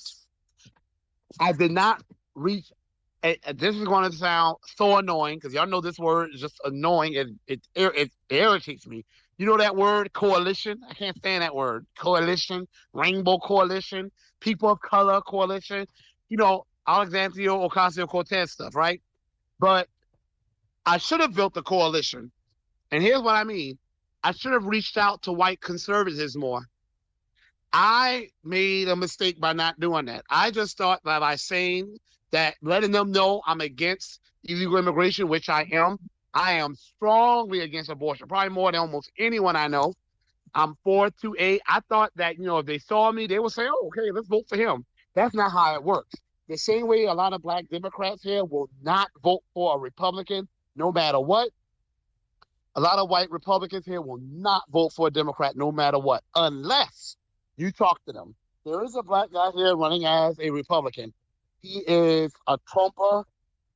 I mean, for some reason, he likes me. He sees me. He'll pull over and talk to me wherever I am. Don't matter. He will want to talk to me forever, even when I'm trying to go. But he's like a Trumper. But he's getting Black Democrats to listen to him because he's going to them and talking to them. Sometimes talking to people works. Now, I do talk to anyone. I came across white Republicans, of course I did, when I will be out and about, but I never made an effort to go and speak to them. That was a mistake. I shot myself in the foot by not doing that. You know why? I thought that the door will be closed the moment they heard I was for reparations. So my attitude was, if I bump into them, I'm going to let them know what I'm for. They don't have to like it. Tough. I was wrong. I should not do what I always blame others for doing. Like, I asked those people who were in that room talking about LGBTQ stuff, and I was like, I went after Pete Buttigieg. And man, that one guy was like, well, if I ever saw him, I'll tell him that too. No, you're supposed to go at him. You're supposed to pursue him. We have to pursue voters. I should not let any potential voter stay on the table. I got to take all potential votes. There are white Republicans who are smart enough to know that a Democrat is never going to win my district. My district is 73% Democrat. They're smart enough to see that, okay, I don't like reparations. And first of all, y'all, here's another surprise. Some white Republicans I spoke with did support reparations. Now, how they supported it, that's a whole other story. But some of them would even acknowledge after I was through with them, yeah, this country owes y'all something. I don't need them to agree with me on reparations. I just need them to vote for me. And what you do with that is you help people find common ground. I went to a baseball game, white people galore. And usually here, when it's a lot of white people, usually the ones that are racist, they feel very comfortable being racist when they're around other white people. But nothing happened. I thought something like that was going to happen. It didn't happen. So sometimes I cut myself off from a potential chain of votes. Next time, I'm going to those white baseball games. I'm going to those white bowling alley competitions. You know why? Because they may not vote for me because they want reparations, but they will vote for me because they say, you know what? We're going to get a Democrat one way or the other. We might as well get a Democrat who's going to stop illegals from coming in here. We might as well get a Democrat who's going to stop black children, and I'm not saying they care about black children, but black children from being aborted. Over 20 million. That's more than some whole damn countries, okay? That's more. That's over half the population of the Caribbean. We might as well vote for a black person who's pro 2A. I made a mistake by just pigeonholing myself in the black American vote. I didn't do a good enough job. And yes, I already said why, because of money, because of lack of presence, for a lot of reasons, getting my message out to the black voters, because a lot of them didn't even know about me. But I also should have been reaching out more to the white Republican voters. I plan to do that. And before anyone sitting in the crowd thinking back and say, oh, he going to start modifying or toning down, no, that ain't going to happen with me. I'm just going to tell them, like I did in that commercial, I'm that reparations guy. And you may not agree with that, but here's some other things I know you do care about. That's what I'm gonna start doing. When I released that commercial, I had a lot of Republicans reach out to me. For whatever reason, didn't go anywhere. I don't know why. Sometimes they are afraid of supporting a candidate who has something like reparations on his platform. But even if I get just 5% of the white Republican vote, that's still a lot of votes. So I need to do that too. And also another mistake I made, this was a big one too. I had some Hispanics here who were supportive of me, right? But I told my campaign manager, no, I ain't gonna go to their restaurants. No, I'm not giving them flyers. That was a mistake. I was like, the moment they see how anti-illegal immigration I am and how I call out Latinos for their racism, they ain't gonna mess with me, and I'm not gonna give them my flyers. They just throw it away when I leave. That was a mistake. I need to stop making up people's minds for them. I don't know how people are going to respond. My job is not to respond for people. My job is to educate people, inform people, and let them decide how they're going to respond. So I need to be more visible in all settings. That was something I should have done, and I'm going to do that. I am going to stand my ground like I have always done. I mean, I met those people. I just didn't go to their events to speak to them. I'm going to start doing that more. Hey, I'm gonna say this real quick before we move on to Rich and then Aisha and then Jason. They've been telling us we need to um vote for the lesser of two evils. We've been voting for the lesser of two evils for generations. So I wouldn't mind putting white people in that position where they feel like they need to vote for the lesser of two evils. If they're going to get a Democrat either way, then you might as well say, hey, well, at least I'm against abortion. At least I'm against illegal immigration. At least I'm pro-gun. So why don't we put the pressure on them that they've been putting on us for all these years? Make them vote for the lesser of two evils. You know, a vote is a vote. With that being said, let's get to Rich. Rich, you can unmute yourself, brother. First, I want to start off by saying, because I hear a lot of criticism, and criticism is good. This is how you get better. But I actually want to point out the things that I think, in my opinion, Marcel did very well. I think him speaking to the black grassroots, that was very good. Because your politicians, the average politician is not getting next to Afro Elite. The average politician is not getting next to Rich or Nas or whoever. They're not doing that. They think they're too bougie to speak to real black people. They could only speak to you if you have a blue check. So I think Marcel speaking to the black grassroots, that was great. That was excellent. He stayed with the people. Second, I think him being on the internet was very good also because, as you know, we all got our phones in our hands. And if you want to get your message out, get your message out as fast as possible, the first place you should go is the internet. So I think that's another thing he did, being on the internet, staying on the internet. That was excellent. Third, the third thing I think that he did that was very great, I think he spoke with passion, he spoke with enthusiasm, and he spoke with energy. And, I'm in sales. And when you're trying to sell yourself, that type of energy is what you need. You need to have enthusiasm. You need to have passion. People need to feel you. Most of these politicians that speak, they don't even know how to speak. They speak and they just sound boring. One thing about Marcel, he doesn't sound boring. So that's another plus. I think he should continue speaking with passion and enthusiasm. The fourth and last thing that I think he done very well was he did hundreds of interviews. I mean, I woke up 6 o'clock in the morning, this nigga doing an interview. 7 in the morning, he's doing 8, 9, 10. He was always doing an interview. And that's another thing that's very good. You gotta be out there. You gotta be speaking to every single person, even people you don't agree with. You want to have an interview with everyone because everyone have a different platform. Like Afro Elite, he has 2,000 YouTube subscribers. Tariq has 200,000 YouTube subscribers. Jason Black has about 150 YouTube subscribers. So when you go out there and you do every single interview, you're introducing yourself to different crowds. So I think that was something excellent that he did. Um, but to move on to the things that I think, you know, I not only Marcel, but because one thing I realized about him running the first time, he focused on him.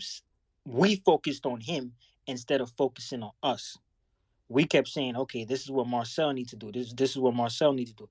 No, no, no. We gotta say this is what we need to do because we the one that want him in office. So we gotta put in that work. So we gotta take those trips to South Carolina because here's the thing: we all support Marcel. I believe we all do. That's in here. But guess what? Most of us are not from South Carolina, so we can't even vote for him if we wanted to. So we actually have to take our asses down to South Carolina next time and get those people that live out there to go ahead and vote for him and, do the groundwork. We could actually do that too. We could go out there and turn people into supporters of him. So while we're not there, they could be canvassing and doing boots on the ground stuff. I'm not gonna hold up the line. A few more things I wanna say. In sales, it takes about 12 times for someone to remember you. That's how much time someone has to see you for them to say, okay, I know who this guy is. Yep, I'm sorry. I want to cut you off. Yeah, that's why it used to be 3, but people now told me it went up to 12 because of the proliferation of social media and stuff. So I was like, damn, I found that out way too late because it used to be 3 to 6 contacts. Now it's 12. So yeah, I just had that conversation with someone today. Yeah, so I heard someone come up here and say, the sister, she came up and she said, yeah, I was on the phone and I was doing phone banking for Marcel, and a lot of the people didn't want to support Marcel. It's not that they don't want to support Marcel, they don't know who he is. Imagine someone calling your phone and you got no idea who this person is, and they trying to sell you on somebody. You don't even know how this person look. You never met him. You don't know nothing about him.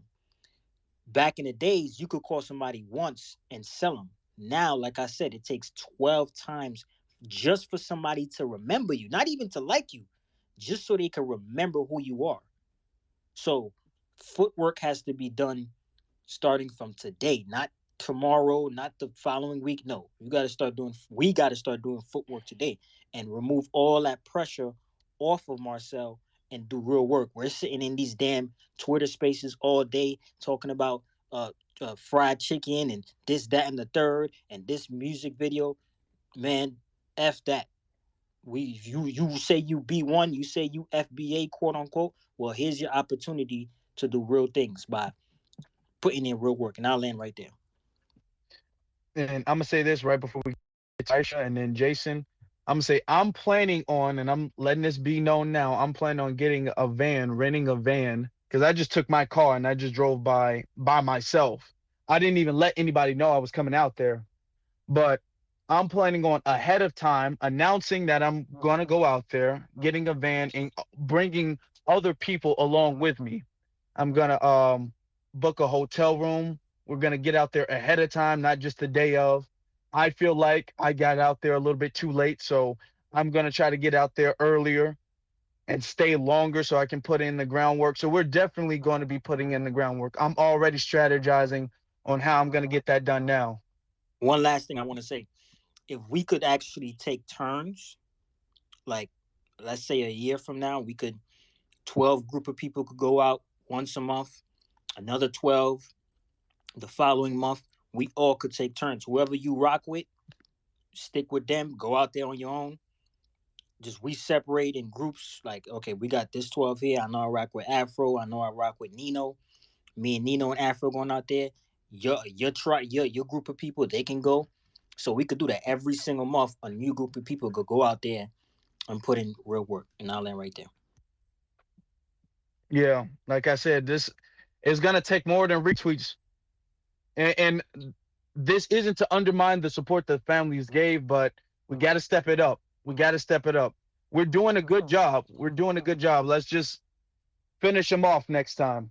We got them next time. So, Aisha, you can go ahead and unmute yourself.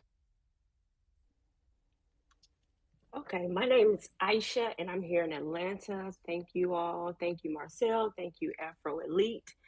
I have one comment and I have one suggestion. The first comment is, Marcel, I would have to disagree with you. I do not think you made a mistake by speaking to the Black audience and speaking to Black people. I feel like you came out of the gate running. You came out of the gate hitting. Like, you have to take care of home first. You were speaking to us. You were powerful. You actually woke me up. Like, I was actually into politics for a while, but after Obama's second term and up until now, I've become very disengaged. And when I heard you speak, I'm like, hold up, this brother speaking my language. Like, I'm loving it. So I do not think you made a mistake. However, moving forward, the new strategy could be that you want to appeal to more voters. So that's what I'll say about that. And then also, my second comment is, one thing that I noticed about you when you were doing interviews were your t-shirts, the Marcel for Congress t-shirt and the Geechee t-shirt. So although I believe donations are great, I believe that you need to add a link to your website and sell those shirts. After I watched like so many of your interviews, I wanted those shirts so bad. I went on Google, I went on your website.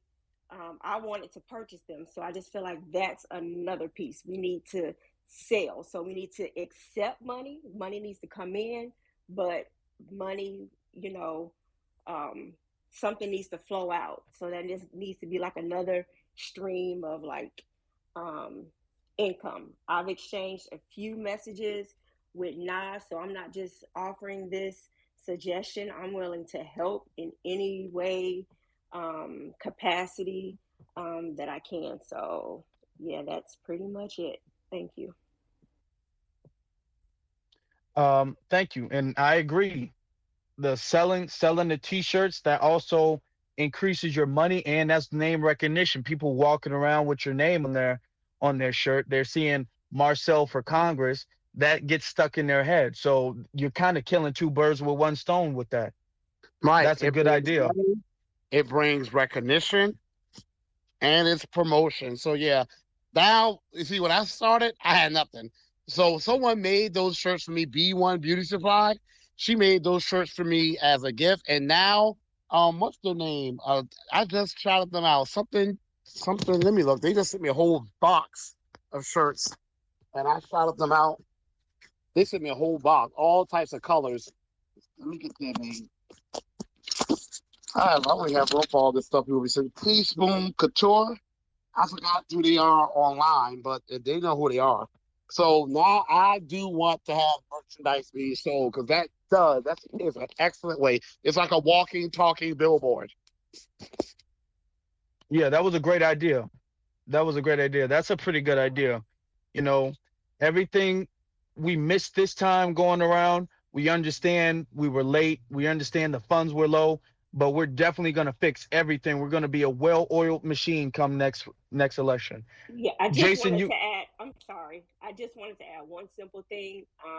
When you watch Marcel's interviews, you have like some common like sayings and some things that stick out. So like the Geechee. I don't know if you want to put out those Geechee shirts that you have, but you need to have like Geechee Marcel for Congress or something like that. And then you mentioned Low Country.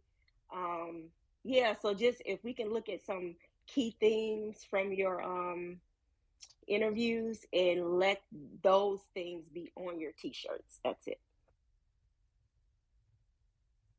good idea. Marketing is very important. Got to get his name out there. Got to have people remember him. Jason, you can go ahead. Um, Thank y'all for letting me speak. Y'all can hear me, right? Yeah. Yeah. So thank y'all for letting me speak. So I got a lot of things, but I'll try to summarize it to keep it short. So number one, Marcel actually kind of took the words out of my mouth, or what I was going to say when I first decided to request to speak, and that was about the, not reaching out to other constituencies, or seeming like you are focusing on Black people too much. And I would say this. So, and this is like a question slash suggestion to Hey, Marcel. let me just say real quick. I just want to be very clear. I didn't say I was focusing on Black people too much, but that I failed to reach out to get votes from other demographics that would have been willing to vote for me. I will never, ever, ever, ever say I focus on my people too much. That's impossible in a country that has always neglected and abused and terrorized my people for centuries. I just want to be clear about that. Just clarify it. Oh, no, no problem. And actually, I think we're on the same page, or we're thinking along the same lines. Because what I was going to say was, and like I said, this is like a question slash suggestion, is not to obviously abandon any of the things you've been promoting, because they're all 100%, 1000% right to promote. But because, like, let's say, and this is for any of us, put yourselves in the shoes of a Hispanic or someone else. You see Marcel and you see him only talking about, you're going to think, oh, well, he's not going to do shit for me. Why am I going to vote for him? He's clearly only going to help Black people. So, Marcel, my question slash suggestion is not to abandon anything that you've already promoted, but have you thought about maybe adding in other policies that don't just primarily benefit us, like maybe student forgiveness or Medicare, et cetera? So that was my first thing. Hold on. I want to talk about those things. Have always been on my platform. I've had my rural transportation plan, my car maintenance assistance program, my education plan, which is going to equitably fund schools, give teachers, paraprofessionals, coaches, receptionists, janitors, cafeteria employees pay raises, and bring more guidance counselors, child psychiatrists into schools. My community plan with a livable wage, uh, government quality afforded sponsored child care, health care, but with a big focus too on health care, mental care, all those type of things I've had, bringing industry to my district, especially like tidal, people talk about solar energy, wind energy, but tidal energy from the rising, lowering tides, bringing industries to my district. What people wanted me to do, though, was put black people were getting so offended whenever I would say I'm specifically going to do things for Black Americans. People always wanted me to put other groups in front.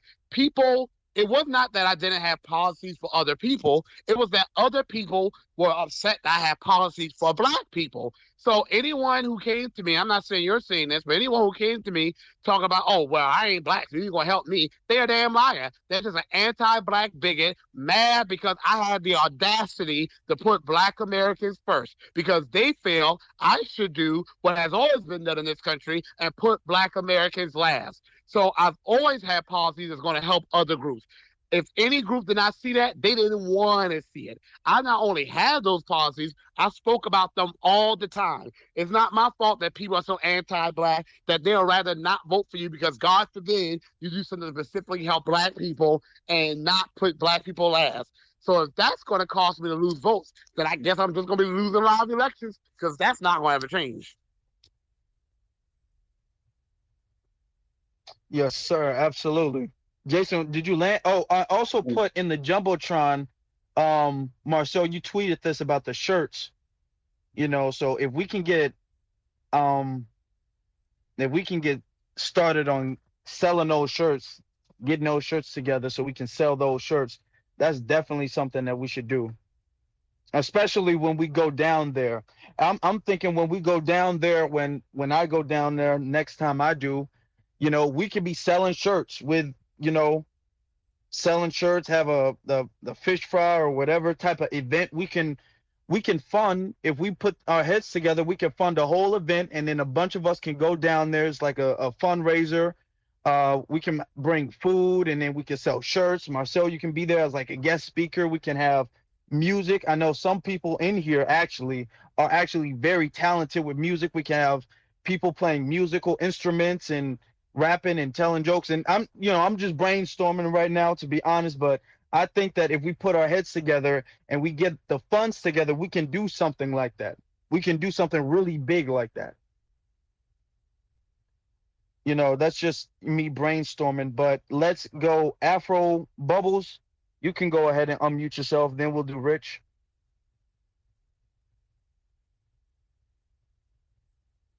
Oh, hey everybody. Hey family, can you hear me? Yeah, we can hear you.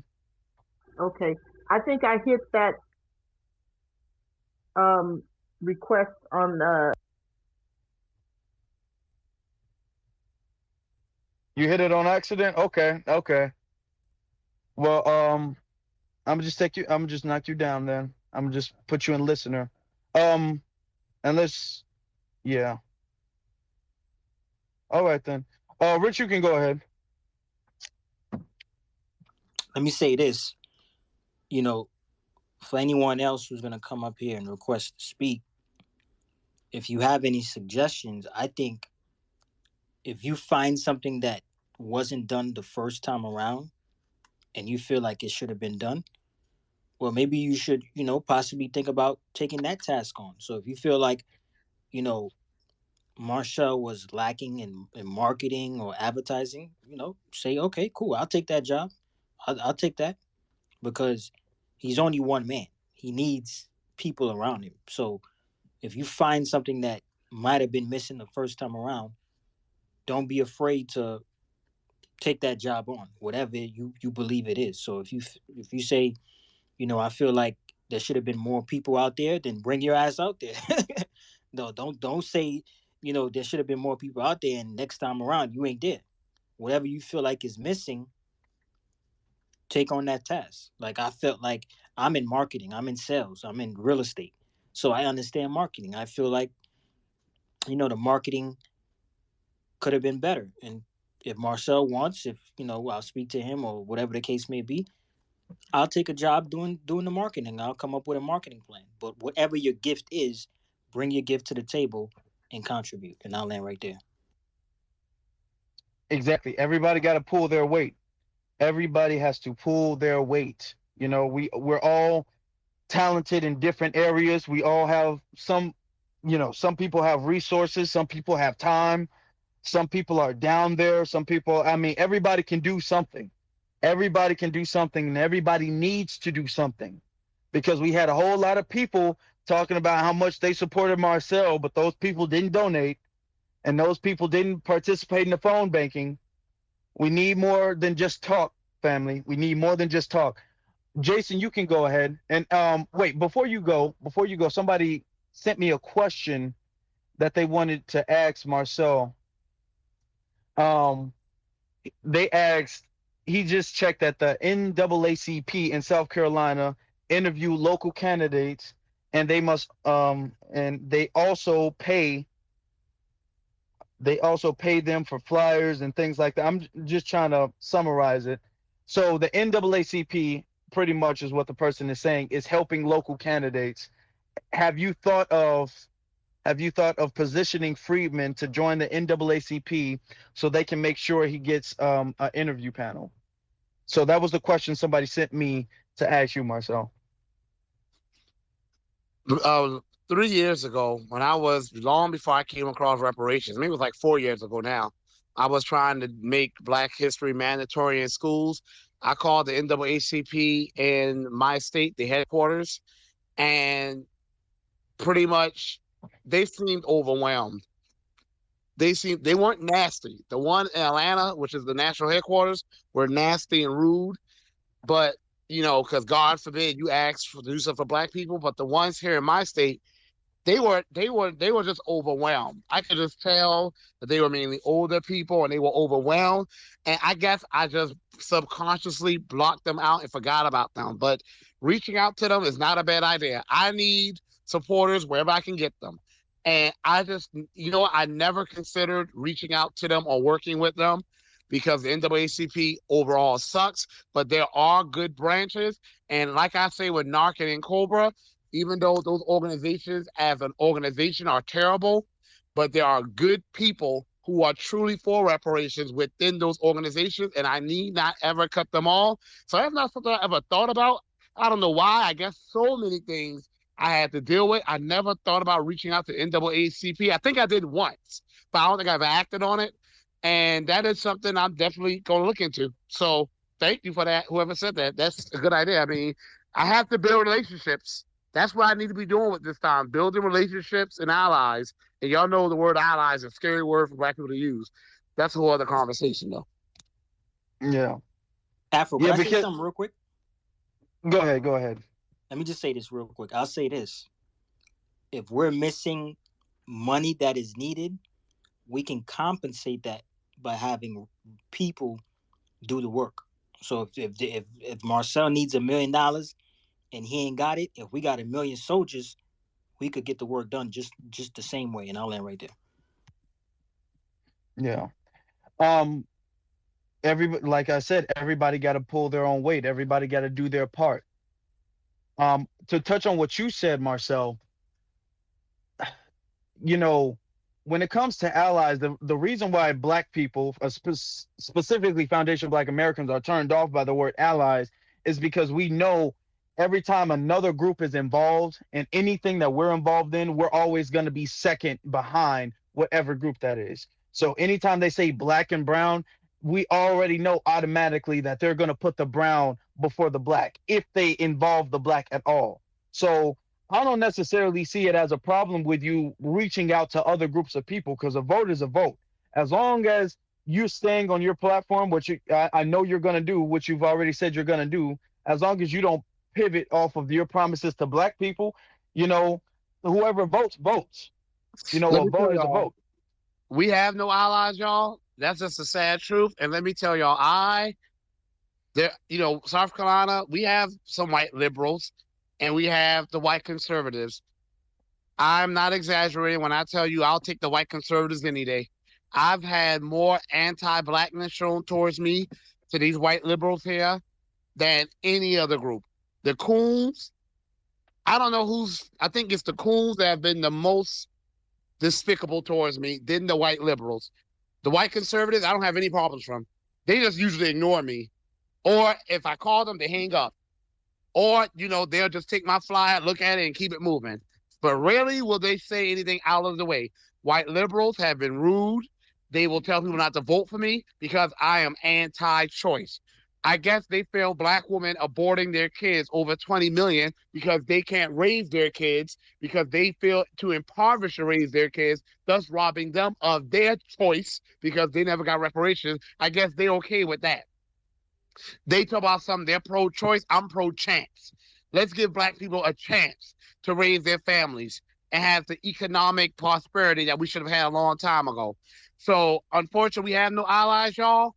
But we do have people who will be willing to vote for me because it's not permanent enemies, not permanent friends, but permanent interests and shared interests at any given moment. Absolutely. We're in an anti-black race war. Any advantage, anything we can do to get the advantage, we got to do it. We have to do it. And so you guys, just so you guys know, this doesn't mean Marcel is going to calm down on the black talk. That's not what this means. He's not going to go soft on black people. I mean, go soft just so he can appeal to more people. He's just going to say, hey, I'm just going to not block them off. I'm just not going to burn the bridge ahead of time. So it's a big difference from, well, I got to attract other people, or I'm just not going to burn the bridge so other people can come and vote. That's a big difference. Jason, you can go ahead. Then we'll go with Brian. So yeah, just real quick, two other things. Number one, and this is more outside of just Marcel, but honestly, to the point where he was mentioning, some suspected corruption.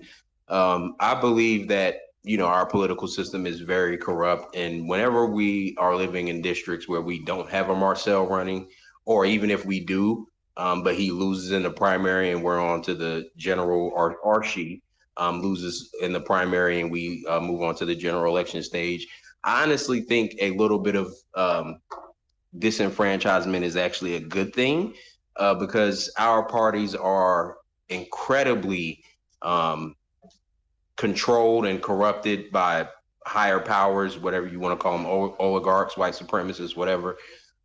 So because of that type of thing, even when somebody like Marcel does run, there's some suspected corruption and undermining. There should be a willingness to some degree. And again, as long as we have a grassroots candidate running, I'm not saying don't vote for that person like Marcel, but if we have that, or if that person has already lost in an earlier stage, we should be open to not voting. And I just think that that's a big problem with black people. We feel like we're obligated to vote. Like we have to vote, even though there's nothing to vote for. When they control who's on the ballot, all that type of stuff. So basically, long story short, we need to be open to not voting, because to me, that sends a message that we may take another route. If you don't start running an honest political system where the will of the people is truly reflected, we might take another route. Not saying that we will or what route we might take, but just that the threat of that possibility, I think, can be very effective. And then the very last thing I have to say is the thing about, and I agree with what Marcel said about having to, running as a Democrat, because of that's where our people are and that's where you're going to meet them. That's, to me, that's just an undeniable truth. But when you think about that, that's a problem, because the question is why. Now I know why, but that mentality needs to be broken, because I don't need to see a D next to somebody's name to vote for them. I just need to see their policies. And that just brings me back to the importance of education. And I hate that word because a lot of times it's used as a deflection, but in this case, I think it applies. We have to work on getting a lot of people's minds right, so that they don't have to see a D in order to vote for someone, and they're more focused on the policies as opposed to, this is a Democrat. Because just like someone is trained to vote for a Democrat, they're also trained to support people who support the policies that Democrats support. So if they hear Marcel against immigration, et cetera, they're going to say, oh, well, that's not good. That's not a good person, because Democrats are good people and Democrats support immigration, et cetera, et cetera. So I just think education is important. And I would say this for Marcel, but for everybody, for all of us, me, everybody in this space, we all need to do our part. Marcel, I think when you do events, you should either do a speech or have just one-on-one conversations where you're talking to people about, why you're deviating from the Democrat policies, so that they can understand be a little bit more educated. But again, not just on Marcel, he's just one man. So that's on us too, whether it's in social media, real life, etc. We have to help do what we can, each of us as an individual and also as a collective, to help people's get their minds right so that they're not voting like sheep and robots. Because if they continue to do that, then no matter what Marcel says, to some degree, they're going to keep voting for Clyburns and whoever else, whatever other district they're living in. But that's all I got to say. I'll land my plane. Thank y'all for letting me speak. Well, thank you, Marcel. Before we get to Brian, Marcel, I wanted to ask you a question. I know there was a lot of underhanded, shisty stuff going on with the polls. I know a lot of the mail-in ballots. I know people have been saying that those were undercounted. Your votes were undercounted, or you know, pretty much shiesty stuff. And I know when it comes to mail-in ballots, that can be easily finessed. People can easily finesse mail-in ballots, and I'm starting to see that's probably a tactic that the Democrats are going to go for now. They're going to be all like, "Well, we won by mail-in ballots," because it's a lot easier to finesse a mail-in ballot than it is for somebody to actually go up there and vote. But I heard you in another space. You were talking about there was a recount going on and you didn't concede defeat. So can you speak to that and then update us as far as what the recount is and how that's going?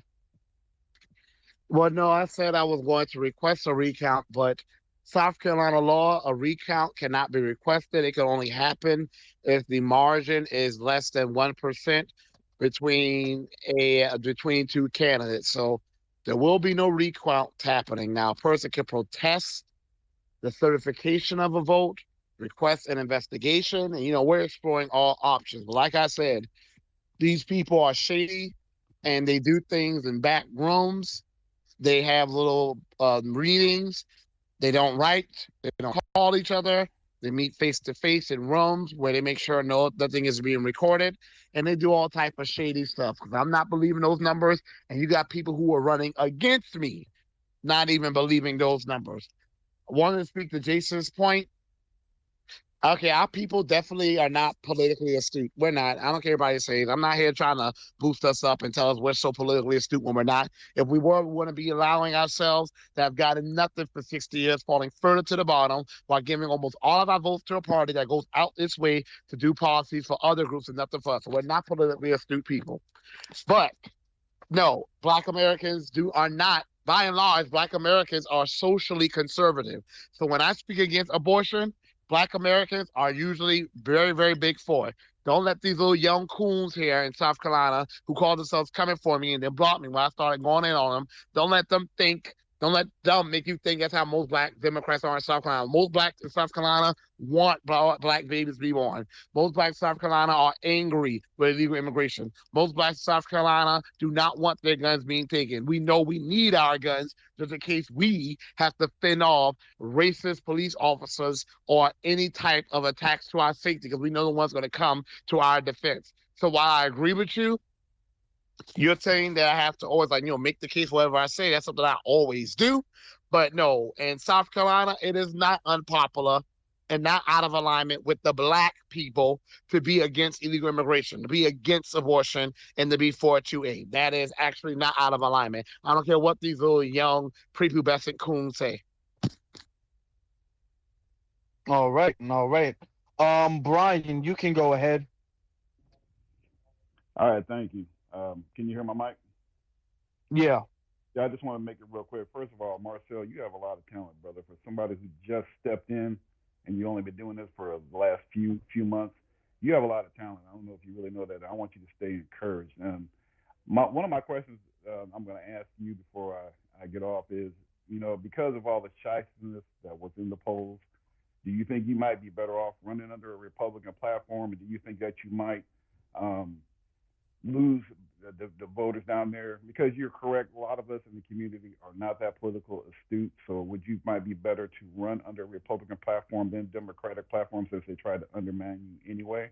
And lastly, what I was going to say is, for somebody who I've seen being belittled as a nobody candidate, you sure caught the attention of Yvette Carnell and Bakari Sellers, because it seems like they went out of their way to try to ridicule you. And I just want you to speak on that, brother, because what's up with Yvette, and Bakari, because they have really gone out of the way. And I've had a problem. I've debated some of these people that are really, I don't know, under their sheets, I guess, that are just really riding with him, like, in this ridiculing of you. I said, well, for somebody who's a nobody candidate, you guys are really going out of your way to put this man down. So I just want you to speak on Yvette Carnell and why they're going out of the way to try to put you down, brother. But I'm going to say I'm proud of you, and I'm going to land my plane on that. Thank you, Brian. So I want to talk about running as a Republican. The Democrats are awful, and they're worse than the Republicans because the Republicans, Lindsey Graham and Tim Scott, they're not getting 90 to 95% of the black vote and going around telling us how morally superior they are to the other group of people and how the other group of people are bad for black people and then getting our votes and being worse than the other group. But the difference is when Republicans are in charge, everyone suffers. When the Democrats are in charge, only black people suffer. They're going to go out their way to help every other group except for black people. When Republicans are in charge, they're usually not going to do a damn thing for anyone. The Republicans don't go around telling black Americans that they are morally superior and we need them to save us. The Democrats do. The Republicans don't get 90 to 95% of our vote. The Democrats do. So that being said, however, the Republicans have failed to come through with a black agenda as well. They failed to get a reparations platform as well. The crazy thing is the only Republican who was about to do that was Donald Trump with the Platinum Plan. Now, the Platinum Plan was, woefully insufficient, but he actually was trying to do a black agenda. Donald Trump was actually opening offices, outreach offices to black Americans throughout the South. He was actually trying to coach the black vote more than any other politician I can think of has ever had with some actual policies. And I'm not even a Donald Trump fan. I will not run as a Republican, one, because the Democrats are the ones that get most black votes, so they owe us those policies. It would be a dream come through for them for me to say, okay, I'm running as an independent or I'm running as a Republican. No, I have been giving them all out holy hell. Okay, when I went to that state convention, I called them out in front of hundreds of people about how we as black Americans have been showing up for them, but now they're going to show up for us. I gave them holy hell about doing a resolution about protecting Ukrainian land while doing absolutely nothing about the fact that black Americans have lost over 90% of our land. I went in on them, and I was able to speak to the majority of the people that vote for them, which is South Carolina. 70% of Democrats are black Americans. So I'm giving them hell from the inside because that's where our money is being kept, on the inside, in their piggy banks. And I'm going to get what we're owed from them. So yes, I thought about it, but no, I'm not going to let the Democrats get off that easy. That's been the problem for the past 60 years. They've been selling us out, neglecting us, doing actual policies to hurt us, and getting away with it. And when we stand up against them, we usually do it as an independent or as a Republican. But that's not hurting them because we're not on the inside with them. But when I'm on the inside with them, I'm giving them hell from the inside and they can't get away from me. Because whatever event they have, I have every right to be there and I'm going to show up to be there and I'm going to pound this horn. And I'm also educating our people who vote for them to say, hey, wait a minute. Before I give you my vote, what you saying about this land we've been stolen? Trust me, that's happening. As far as Fresh Prince of Bel-Air goes and her talking about me, I mean, she can talk about me, but she knows better than to say something to me. If you got so much to say about me, I would expect at some point you would actually say something to me. She hasn't done that. So whatever she says is irrelevant to me. I saw some of her people have followed me because, sometimes I see them on my comments. I go in back and I unfollow them. I don't need your support. I'm not worshiping a person. I ain't about a person. I'm about the people. And yeah, you're right. For me to be such a nobody, you got Skamala coming down here with collard greens in her bag in the airport. You got Bakari Sellers making his little snide remark, and you got Yvette talking about me for, I don't know, the second or third time. You know, the thing with her, if there weren't actually people doing the work, she would have no one to talk about. Because that's the thing. People who do the work, that's just more material for her to talk about because she's not doing anything. So I don't care. The point of the matter is, until she's actually doing something for us, she shouldn't get any attention. Definitely shouldn't get any support from us. Absolutely. Marcel, I have a question. I know definitely we're having people go down to South Carolina to volunteer, but I know there's different roles for different volunteers. Every volunteer doesn't do the same thing. So what would you say is the most crucial role for people to do when they get down there? I know some people are poll watchers, some people are going out there to canvass, some people are providing transportation. What are some of the things that you feel like needs to be done when people get out there to volunteer? The best thing is knocking on doors and speaking with voters. That almost automatically gains you a vote. And the more times voters hear a candidate's name or see that candidate or see someone that's representing that candidate, the more likely they are to select that candidate when they go to the ballot. That's the number one thing.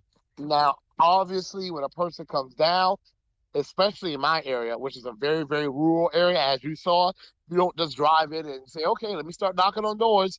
It's just, I'm not in a densely populated urban area.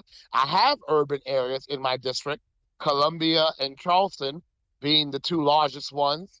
And, you know, Orangeburg is pretty large too. But the remaining areas are pretty rural with their flagship towns.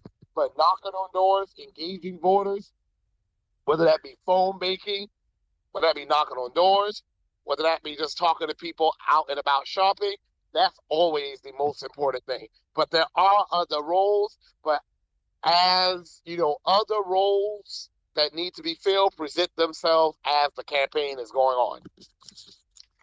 Okay. Okay. So since you've already announced you're going to start running now, around what time should people be getting out there? Even though we can really be getting out there now, we can be donating and spreading the message now, but how early do people normally start their campaigns? I believe it's like what, 2 years beforehand or a year or so beforehand? Yep, in American politics, it's 2 years. I used to think that was crazy because I was just 7 to 6 months, but now I see why. Because it takes time to get your name out there. So now it makes more sense why the average campaign is 2 years. Y'all, these 6, 7 months I went through were hectic. I can't imagine doing this for 2 years. But you know what? I probably did more in 7 months than what some people do in 2 years, in a sense, because I was playing catch up. But it's 2 years. So I would say when I formally announce will be when people can actually start. The best thing right now, though, is donations, so I can have that war chest. You know, I'm not going to get Clyburn's numbers, obviously, but I can have more money than I did the last time, which is low ball because I had none. That's the best thing. If we start campaigning right now, it's so far out that people will forget about me. So even like the early part of my campaign when I officially relaunch, that's still going to be, you know, fundraising. That's where a lot of money has to go to. I see why now a lot of campaigns they do banquets, fundraising dinners, because that's really what you got to build up your money. So then when you actually get into the on the ground part of the campaign, if your machine is well oiled. Absolutely, you're right about that. We gotta think about this smart. We gotta strategize. We can start donating now because we can build the money up so that way when he officially announces his run again, he can really hit the ground running. He made a lot of progress with limited resources, so we definitely got to give our brother more resources so when he runs again, he can get all the flyers and the advertisements and the radio play, all of that stuff that he wasn't able to get the first time around. Black Alpha, you can go ahead, Black Alpha. Hey, peace and love to the family. Much respect to you, brother Marcel, brother Afro, Nikki as well. I just want to make a couple statements, and then I'm going to go ahead and land my plane. First off, I want to tell Brother Marcel, we respect you. Obviously, we got a lot of respect for you. What you've done, has been massive. Unlike a lot of people, I live down this way in Savannah, Georgia, so I'm like right on the other side. I know about Jasper County, Chatham County, Liberty County, and people don't understand that this is a cycle that is being broken and is happening right now in real time. And it's very difficult because these people down here are very, very stern on voting Democrat. They've been voting Democrat blindly with their eyes closed. They're not really open to a lot of new suggestions. They're not open to a lot of new ideas and ideologies, in which we're doing because we're in the evolution stage. So people have to really understand what's happening. So for what Marcel to do and what he has done in this last election in the short amount of time that he had is massive. And if you don't believe me, bring your ass down here and you will see with your own eyes. Afro, you came down here, you see it's a lot different in Chicago. A lot different. Yeah. I'm from Ohio, north and south, Ohio and Savannah, Georgia, and it's very different. You see it. So for what Marcel did is very, very tremendous, and we got to always tip our hat. There's a lot of terms and a lot of words that we associate with you, Brother Marcel, but one word people don't say enough is trailblazer. It is trailblazer. You are really trailblazing. You're showing the community, foundational Black Americans, a new way of voting, a new way to approach voting, a new way to, have an emphasis on our policies and being Black first. I call you the on-code candidate. And honestly, anybody in the room, tell me the last on-code candidate you've seen in your life. I don't care if you're 30, 40, it don't matter how old you are. There hasn't been a lot of on-code candidates, and Brother Marcel is really, blazing that path for us, and a lot of people are seeing it, and trust me, the establishment, they're very, very afraid. I said it the other day on Tariq. I said they're waking up in fish fry cold sweats. They may not admit it. They may not accept it. They may not acknowledge it, but that's exactly what's happening. So in terms of going, in the future, there's really not much to say. The ideas are there. The thoughts are there, the passion is there, the policies are there. We've got the right approach. So it's not about Brother Marcel. It's about us as a community getting behind Brother Marcel and doing everything we did, just doing it better and doing it more with more time. Time will prevail, and time will show everybody that if we got more, time on our watch, we can do anything that we want to do. We've already seen what happens when, it's against all odds, and we, our whole existence is against all odds. They say the rose that grew from concrete, we the whole damn rose garden that grew from concrete, and you see it right now. So in the short amount of time that Brother Marcel had, he accomplished a lot. Now imagine if we had more. So like I say, let's just add on what we've already done. Let's sharpen our blades even more, and let's stay laser focused, and we can get everything done. So I salute to you, Brother Marcel. Keep being a trailblazer, and for everybody out there that wants to run in the future, we have a platform, we have a program, and we have somebody that we can look up to and somebody that we can follow. So salute to you, brother, and I give you a lot of credit for doing it at such a young age and doing it in a place, that they're really not receptive to it. So salute to the whole room. Appreciate everybody. One love. Black Alpha. One love, Thank you, brother. Black That's Black Alpha. I had no idea you were right there in Savannah, because I'm right in Ridgeland. Okay, wow, that's really, really, really, really close to home. I mean, obviously 20, 25 minutes. That's where everybody, as you know, in Jasper County, we hold Savannah for everything. I mean, Bluffton or Savannah. So those two. I want to say this. The Bible, Jesus Christ said he came not to bring peace, but a sword. I'm bringing that sword. He said he came to turn daughter against mother, son against father, right? That's what we got to do. When I went to this convention, of course, there were some old coons there who knew I was running against Clyburn. They were cheering Clyburn up. And I knew some of these people. Their life is a mess. Their children are incarcerated. Their grandchildren can't find a job. They're barely making it. They don't have a car. Couldn't afford a car. Like, I know some of these people, they're messed up lives. And you should have seen one of them standing up clapping for Clyburn like an old coon. But guess what? I wasn't able to run the sword through them yet, but I'm going to. Here's how I'm going to run the sword through them. Don't give up on the old Black people. That old coon, yeah, those people, they gone. As soon as they leave here, that's good. That's a win for us. But they have old Black friends who, the moment I speak with them, they hate Clyburn, and they're just waiting to hear about a better option. And a lot of them didn't know about me. So I ain't gonna talk to them. If you're old coon, you're determined to go to the grave as a coon, go there, and I guess all coons go to heaven. I don't know. But I'm gonna talk to your friend. And your friend's gonna vote for me. And then your friend's another person to vote for me. That's how you bring the sword. By educating people who were once thinking that Clyburn was the only option. Some of them think that, I see the names on here, but Clyburn's gonna win. I don't want to waste my vote. have to show them that their vote is not going to go to waste. So I'm going to keep bringing that sword. Absolutely. And that's why you got so much respect from the people, because we know it's difficult, but you're doing what needs to be done. I have another question for you. There was a lot of people who said that there was some janky stuff going on with the names where they, I guess, didn't show Marcel. They kind of skipped that part and they were just saying Greg Dixon. Um, so what is your strategy to prevent them from doing the same thing again, as far as like mixing up your middle name and your first name? I asked people if they saw that, and no one responded. But I've heard that when I went to vote, I saw Greg Marcel Dixon. But if anyone saw something different, that's extremely serious, and they need to let me know, because that is serious. That's very, very, very, very serious. Because my name is supposed to appear on the ballot the way I wrote it and the way it was approved to appear on the ballot, and that was as Greg Marcel Dixon.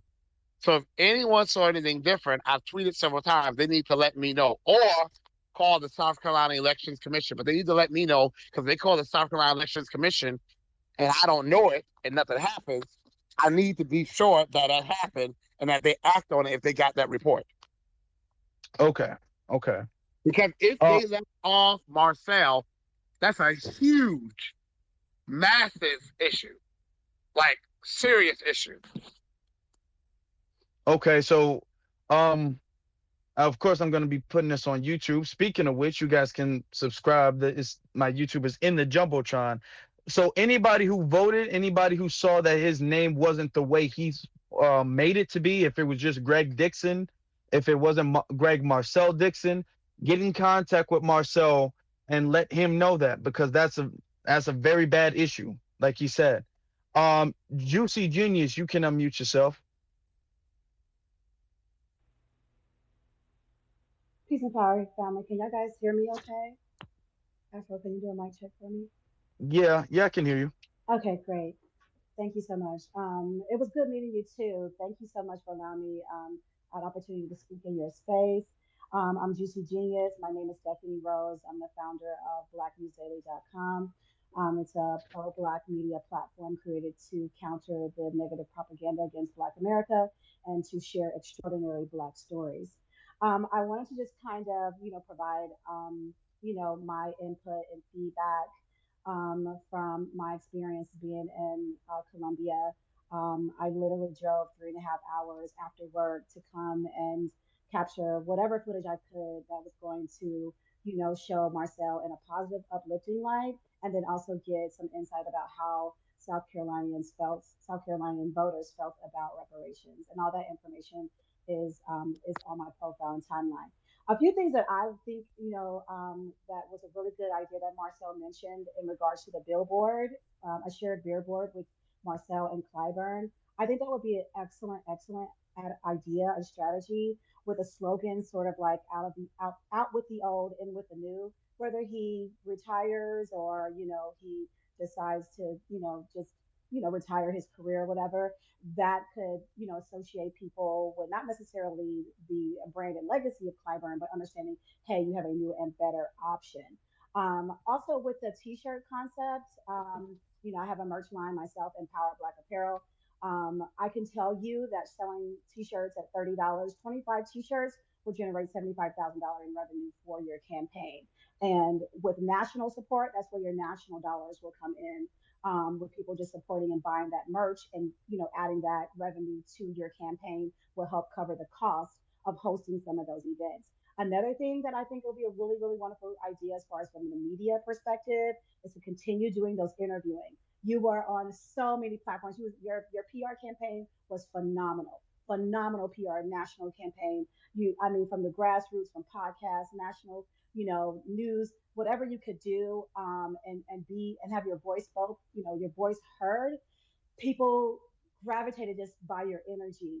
We could feel that James Baldwin. I feel like you're a modern day James Baldwin. When I heard you speak, that's the energy that ignited in me to go and drive to South Carolina for a candidate that I couldn't even vote for, and I was really, really passionate to hear you speak, and really felt good to be a part of what you put in, all that work you put in. And if you're in Atlanta or surrounding areas, I want to talk about, specifically in a regional campaign. You have your local campaign, a statewide campaign, your regional campaign, and your national campaign. I did work alongside a campaign manager for someone running for mayor in my city in Smyrna, Georgia. So that's kind of how we looked at it from that perspective. You have to create a multi-level campaign based off of the demographic. Also, real quick, creating a database. That's one thing that I also did. An intake. It's kind of like an intake form to create and establish a database. Voters for reparations, and that's also a part of a national campaign where you have voters for reparations for Black Americans, whether you are Hispanic, white, Republican, Democrat, which I feel like reparations, I believe that reparations is a bipartisan thing because it's a human rights violations against Black Americans to not pay the debt for unpaid wages for hundreds of years for millions of people. That is a human rights violation, the worst atrocities to mankind ever. And anyone, when it's said in that light, should be able to see, like, okay, I wouldn't want that to happen. I wouldn't want to be a part of that legacy. They are owed this, they are due this. Let's right this wrong.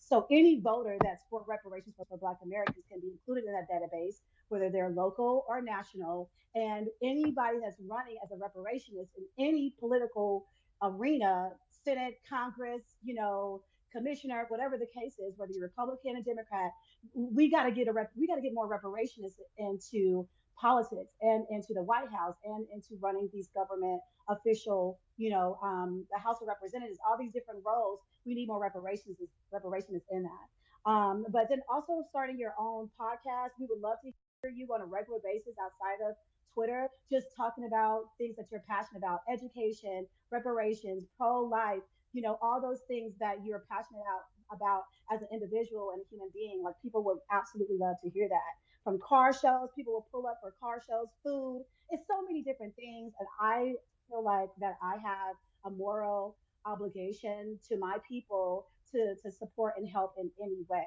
So if I got to garner an Atlanta committee for reparations, host a reparations run, a reparations summit, conference, whatever the fuck I got to do, it's just got to make it happen. I'm done. Like, I'm really not big on talking on these platforms, because I'm just going to land my plane here.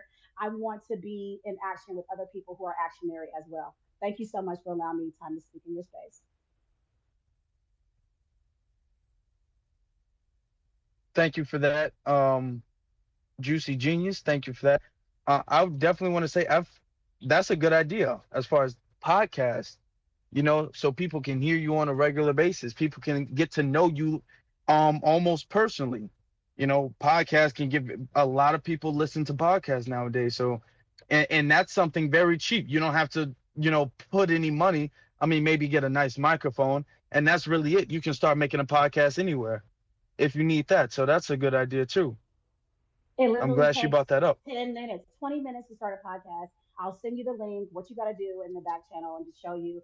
Just launch the podcast and then set up your mic, you can go to Amazon and start speaking the way that you do. And we're going to tune in, we're going to subscribe, we're going to do that. As far as the Yvette girl, I don't know anything about her or anything or what, but obviously she's been talking amongst herself in her little private world or whatever, and they're lingering and coming over and spilling over to our public platforms to throw shade. I don't do well with shade because I pull up and throw hands. And so I'm trying to get better with, like, being more publicly professional in that retrospect, because someone that's trying to do something for my people and you're going against them, I'm going to look at you as an op from all sides. And I don't care who you are. That's real from any level. I don't care. So, but yeah.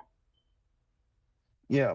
And to touch on what you said too, just because it might have started with Marcel being, like, as Black Alpha would call it, the on code candidate, does not mean it ends with Marcel. Marcel has opened the door and he set the template for other people to run for a reparations, run as a reparations candidate. Now it's seen to other people that, okay, if you run for reparations, that's something that the community will support. That's something that people will get behind. You know, you can actually put forth the effort from the grassroots. You don't have to come from a wealthy family. You don't have to be famous beforehand. You can come from, just an average Joe. And I'm not saying that to say Marcel's the average Joe. Clearly, he's a damn political icon to us now. But I'm saying you can come from anywhere and you can start it. Marcel has shown that there is um there is room for this. Marcel has set the stepping stones for other people in other different cities. So it doesn't have to just be South Carolina. Although since Marcel did start it, it's our responsibility as a family to make sure he sees his way in office. But it can be Arizona, it could be Chicago, it could be New York, it could be Los Angeles, it could be nationwide. We need to be doing this nationwide. I mean, I've never thought about being a politician, and I don't even think I would qualify to run for Congress right now.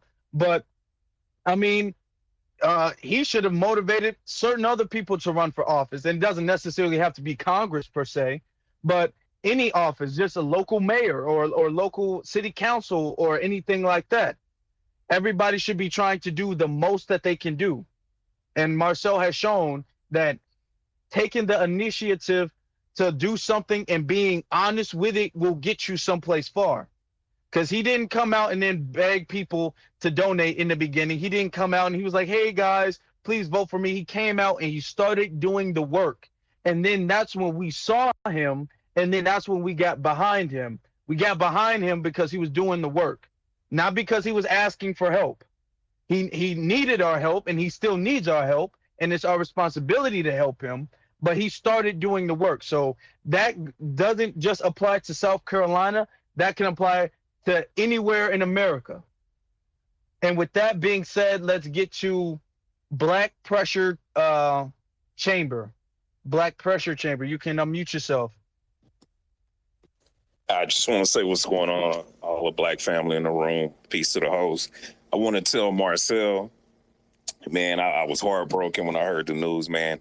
I'm down here in Houston, Texas, and I think maybe over a week and a half period, to friends, family, coworkers, I sent out probably 150 mass text messages, different clips, different platforms you're on, different videos, and every last person that saw those videos I sent you, they were like, man, who is this guy, man? What does this guy do? Where's this guy at?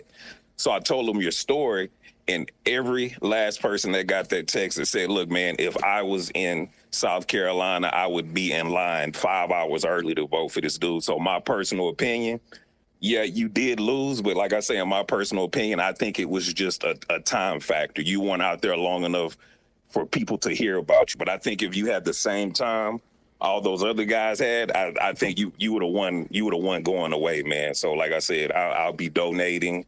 Like the host said, we don't have to stop here. We could, we could keep pushing you forward. But I do have one bone to pick with you. You and I had gotten to it maybe about a week and a half ago over Twitter, and you said that South Carolina has better barbecue than Texas. Man, you don't ever say that again, Marcel. Please don't, man. Please, Marcel, don't ever put your lips together and say anything like that as long as you live. And I'm going to land my plane right there. Twitter's trying to save you because my microphone won't come up. But look, I'm standing my ground on that. Anybody who's had Carolina Gold can attest to that. Juicy, I don't know any other people in the Carolinas here. Carolina Gold, y'all. I've never had Texas barbecue. So maybe I need to reserve my opinion. We need to have a barbecue cook-off. But y'all, Carolina Gold, it's like honey mustard, but spicier and sweeter and stickier. Look, I'm standing my ground, y'all. South Carolina got it when it comes to the barbecue wars. But I haven't had Texas barbecue. So I'm going to have to, I guess I'm going to reserve my judgment for that one. But in regards to the Carolinas, we knocked North Carolina out the water. Hey, if it's a competition, I want to be the judge. Listen, just make it a fundraiser. Make it a fundraiser. Memphis, Houston, South Carolina. Yeah, that is actually a good idea. Quit playing with it. Let's put the barbecue together and see who winning. offer reparations. I still want to be the judge, though. I'm just saying that. But that is a good idea. Anything and everything. That would attract a lot of people. If we did like a barbecue cook-off with down south, who has the best barbecue cook-off. That would attract a ton of people, not just in South Carolina, but that would attract other people in other places. And it's important for us not to just stay in South Carolina, but to take the message nationwide. Because when people in Texas, when they see you in South Carolina, they're going to be looking like, damn, I wish I had somebody like that in Texas. When people in Virginia, when they see you in South Carolina, they be like, damn, I wish I had somebody like that in Virginia. Then they're going to be thinking like, hey, well, we need somebody like, we need a Virginia version of Marcel. We need a Texas version of Marcel. We need a Arizona or Georgia version of Marcel. So it I mean, there's a lot that can come with that. That's a very constructive thing to do. And hello, how's everybody doing tonight? Brother Marcel, I think you did a wonderful thing with your campaign. You held it with integrity, and if people in South Carolina did not understand you, hopefully they understand you now. And you fought to get reparations for our people.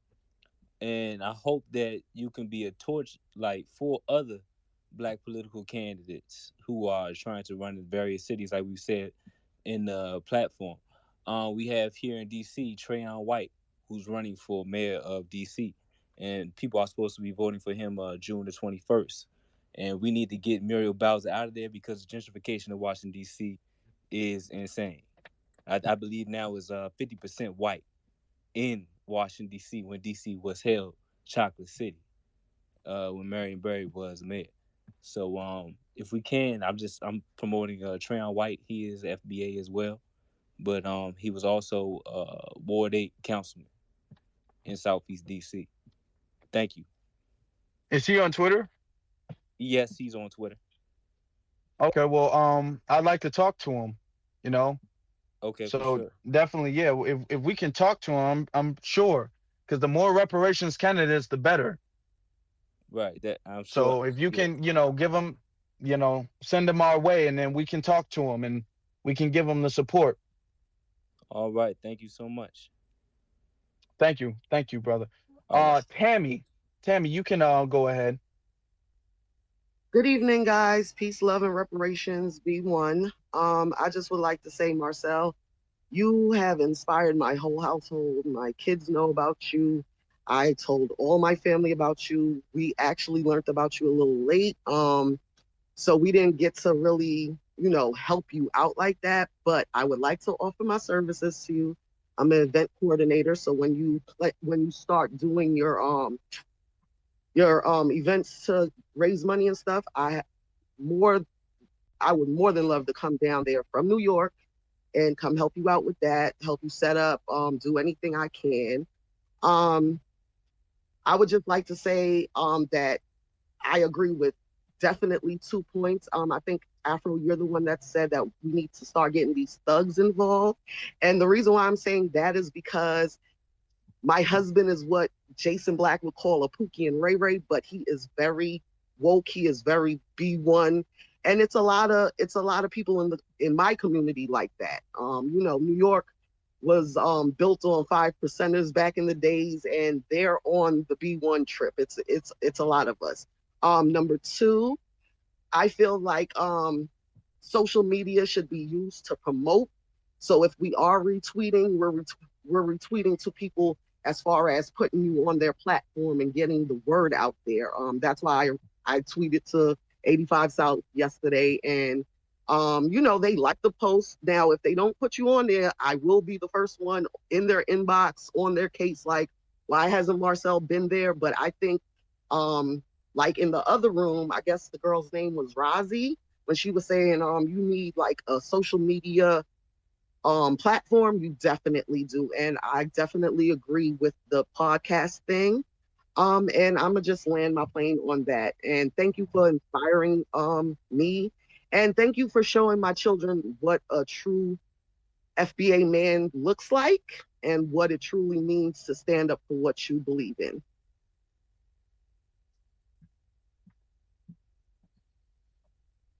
I'm gonna say it like this, and I've said this earlier in the space too. We shouldn't be overlooking anybody. When I said about the hood dudes, the street dudes, um, we should be talking to them too. We can't just overlook them, and too often they're overlooked. Those are the people who are. The term keeps slipping my mind.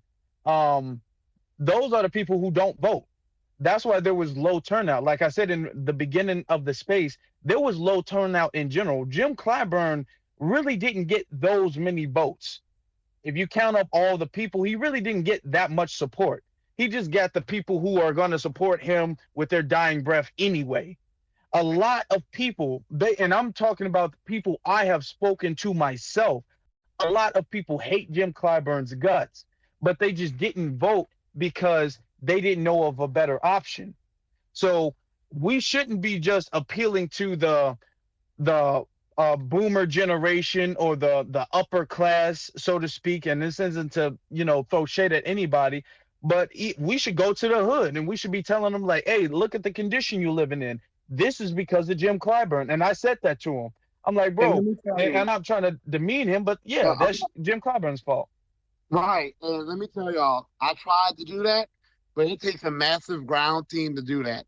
Y'all, the biggest challenge we have is not necessarily getting our people to hate Clyburn. It's easy to let people know that Clyburn sucked. The old coons that showed up and voted for him, some of them probably had a stroke and died on their way home. So, we don't got to worry about them. They're going to be gone about 2 years from now. But the problem is, though, people hate him already, but they don't love anyone else enough to show up. Or the reality is this: we as Black people, when have we seen in recent decades a significant positive change in our lives politically? We haven't. So when you go to people and try to explain to them the importance of voting, they hear that speech all the time. And we just sound like another person saying to them, show up to vote. And they just feel like my great grandmother used to go and vote religiously. My grandmother voted religiously. My mother voted religiously. And nothing has changed. Things have only gotten worse, and you ain't going to be no different. That is the attitude we're facing. Most of them won't say that, but that's how a lot of people feel. The biggest challenge here is convincing people that voting for me is going to make a difference in their lives. And that is incredibly difficult to do. Our generation, the good news with our generation is we're no longer the vote blue no matter who type. That's good. The bad news is we have to be convinced voting for you is going to make a difference.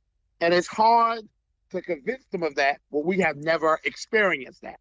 We've never experienced a candidate running on a Black agenda, and we've never experienced a politician who comes into office and does something to significantly make our lives better.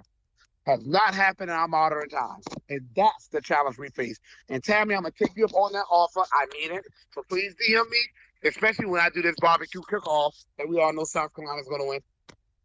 I DM'd you in the middle of the program, so you should have my DM is telling you that I'm willing to help. So you can contact me back through the DM with no problem. Well, thank you, Tammy. Thank you. We appreciate that, sister. Jason, you can go ahead. Yeah, just real quick. I like the point Marcel just made. And that kind of ties into my point, even though it's slightly from a different angle, about the importance of, and I know Marcel, like he said, he's making the case, and I believe him, and I've seen him do it. I've seen, videos of his speeches. But just the importance of making that case of how the policies that he's promoting are going to actually make a real difference. And again, like he said, it's not just on him; that's on all of us. The ground game, all of us being, making sure we have our talking points together. Just letting people know that, hey, this is not just another get out the vote, just show up at the polls. Typical standard issue BS that most politicians give people that they visit with, or whatever you may call it. And yeah, just the importance of emphasizing why these policies that he's promoting are going to be a difference, and why they're going to actually make an impact, and it's worth going out to vote for, other than getting a I voted sticker, that you're really voting for a tangible and realistic change in your life. But that's all I had to say. Absolutely. Absolutely. These people, they don't feel motivated. They don't feel like voting is going to help them. The only people who get up and do it, they just do it just cuz, really. They're just voting for Jim Clyburn not because they love him to death, just cuz. I'm like, they've been doing it for the last few decades. They why stop now? That's kind of their mentality, which is sad, but that's their mentality. We need to motivate people. We need to actually show that Marcel's policies will actually change because they listen to people coming in, no, I'm going to change things. I'm going to change things. I'm going to change things.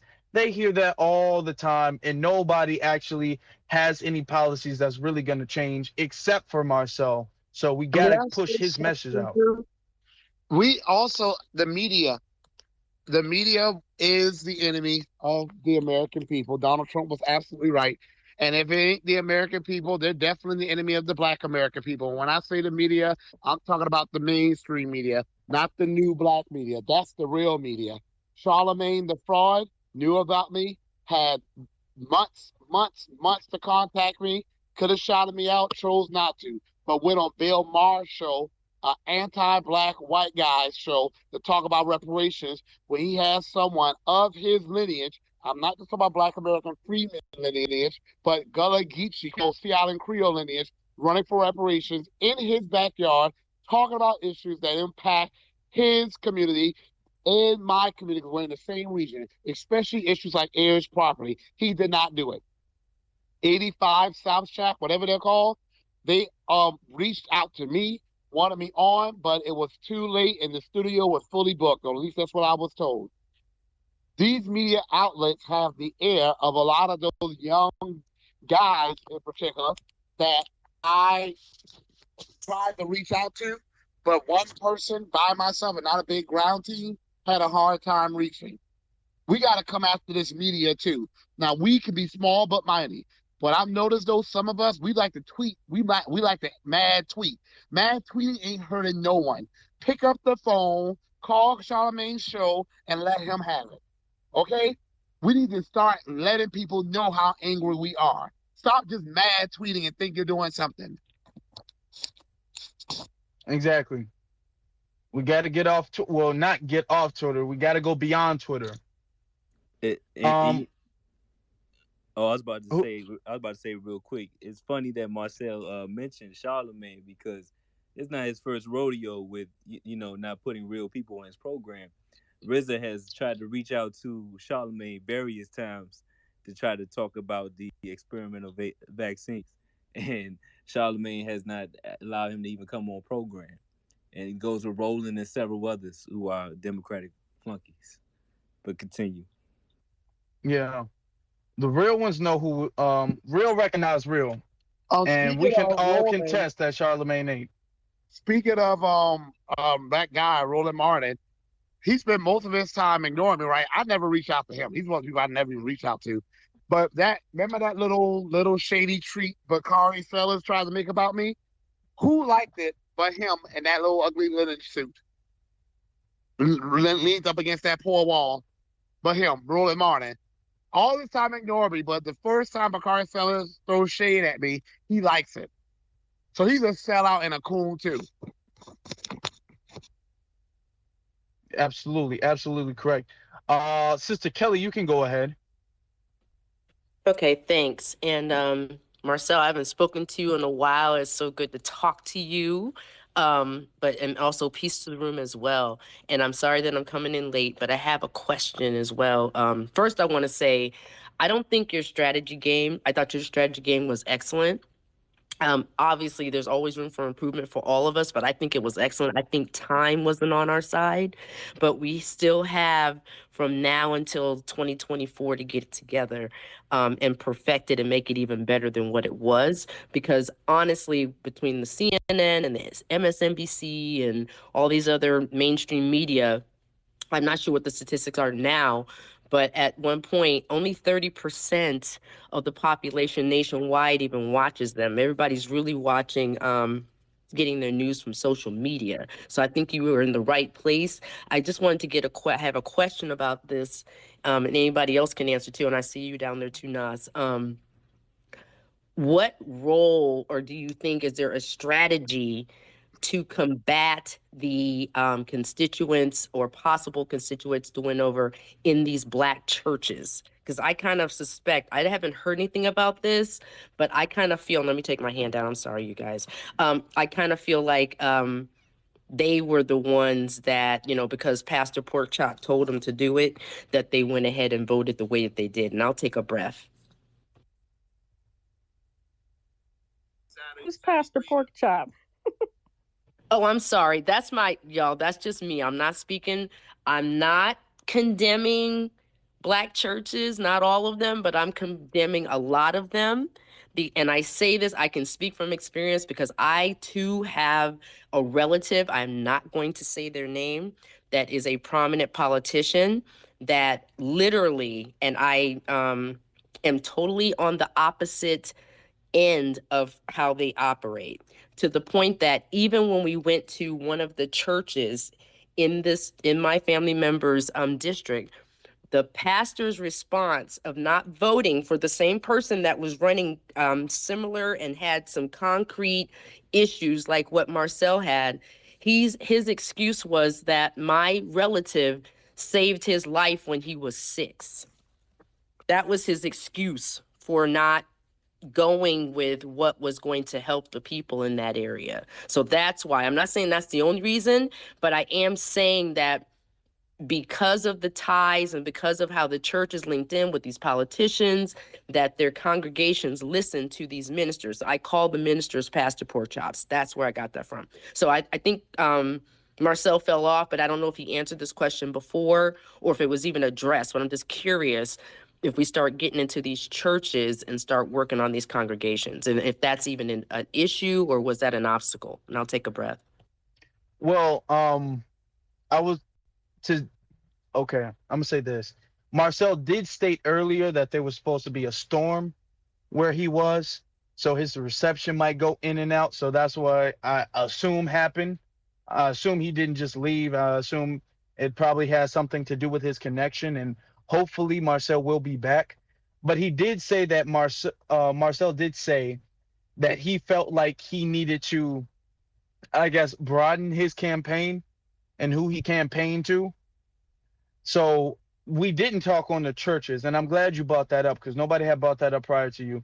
So I'm glad you brought it up, but I do think that that is something that he would be willing to consider if he hasn't considered already, because he has also stated that some of the people that he felt wouldn't vote for him, just he felt because of their policies, he didn't even reach out, he didn't even attempt. But now he's going to try to reach out to everybody, and who votes, votes, and who doesn't. So, oh, yep, he's back. All right. Well, now I guess he can answer it if he heard your question. Hold on, he's back. Let's let him come up here. Marcel, did you hear our sister Kelly's question? Yeah, I did, and then Twitter started glitching. But she's absolutely right. A lot of these sorry, cowardly civil rights era coons who were coons when doing the civil rights movement, and they're coons now, is one of the reasons why they were not one of the ones that were killed. A lot of them are now pastors in churches, and they pretty much tell their people to vote for Clyburn. And one of the problems with the so-called Bible Belt people here is we do whatever we're told, so docile and so obedient. Yet the Bible makes it very clear in Acts 17:11, you are to study things for yourself to see if it's true. You're not supposed to just pick the word of some man. You're supposed to study things for yourselves.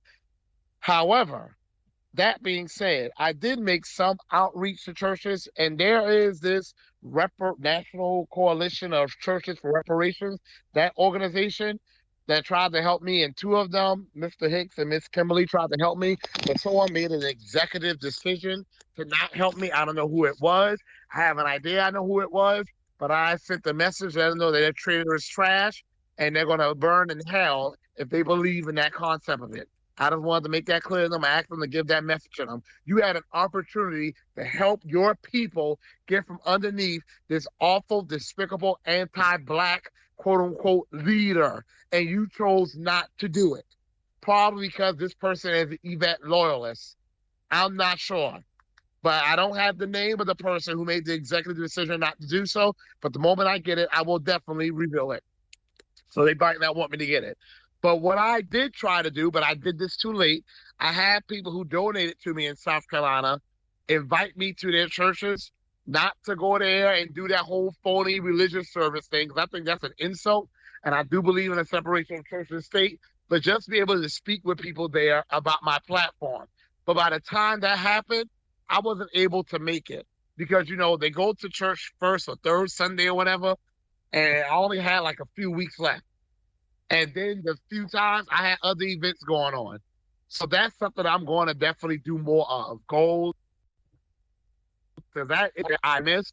I do want to be clear though, y'all. The black church, it's this old stereotype that in the South, go to a black church, you must go there to get the big votes. That's a stereotype.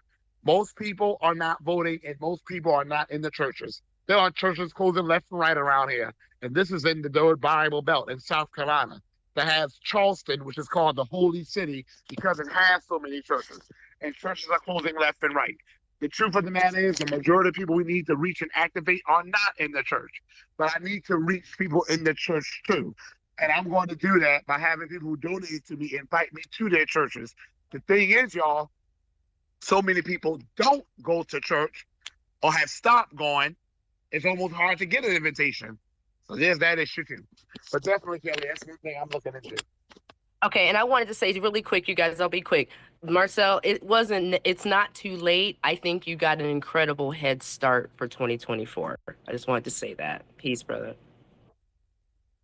Me too. Thank you. Exactly. And that's the thing. Me losing was actually the best thing because it showed us that this is not going to happen by chance. We're not going to go to sleep knowing Marcel ran for Congress and wake up, oh, Marcel won. It's actually showing us we really have to put sweat, blood, money, tears, and time into this thing.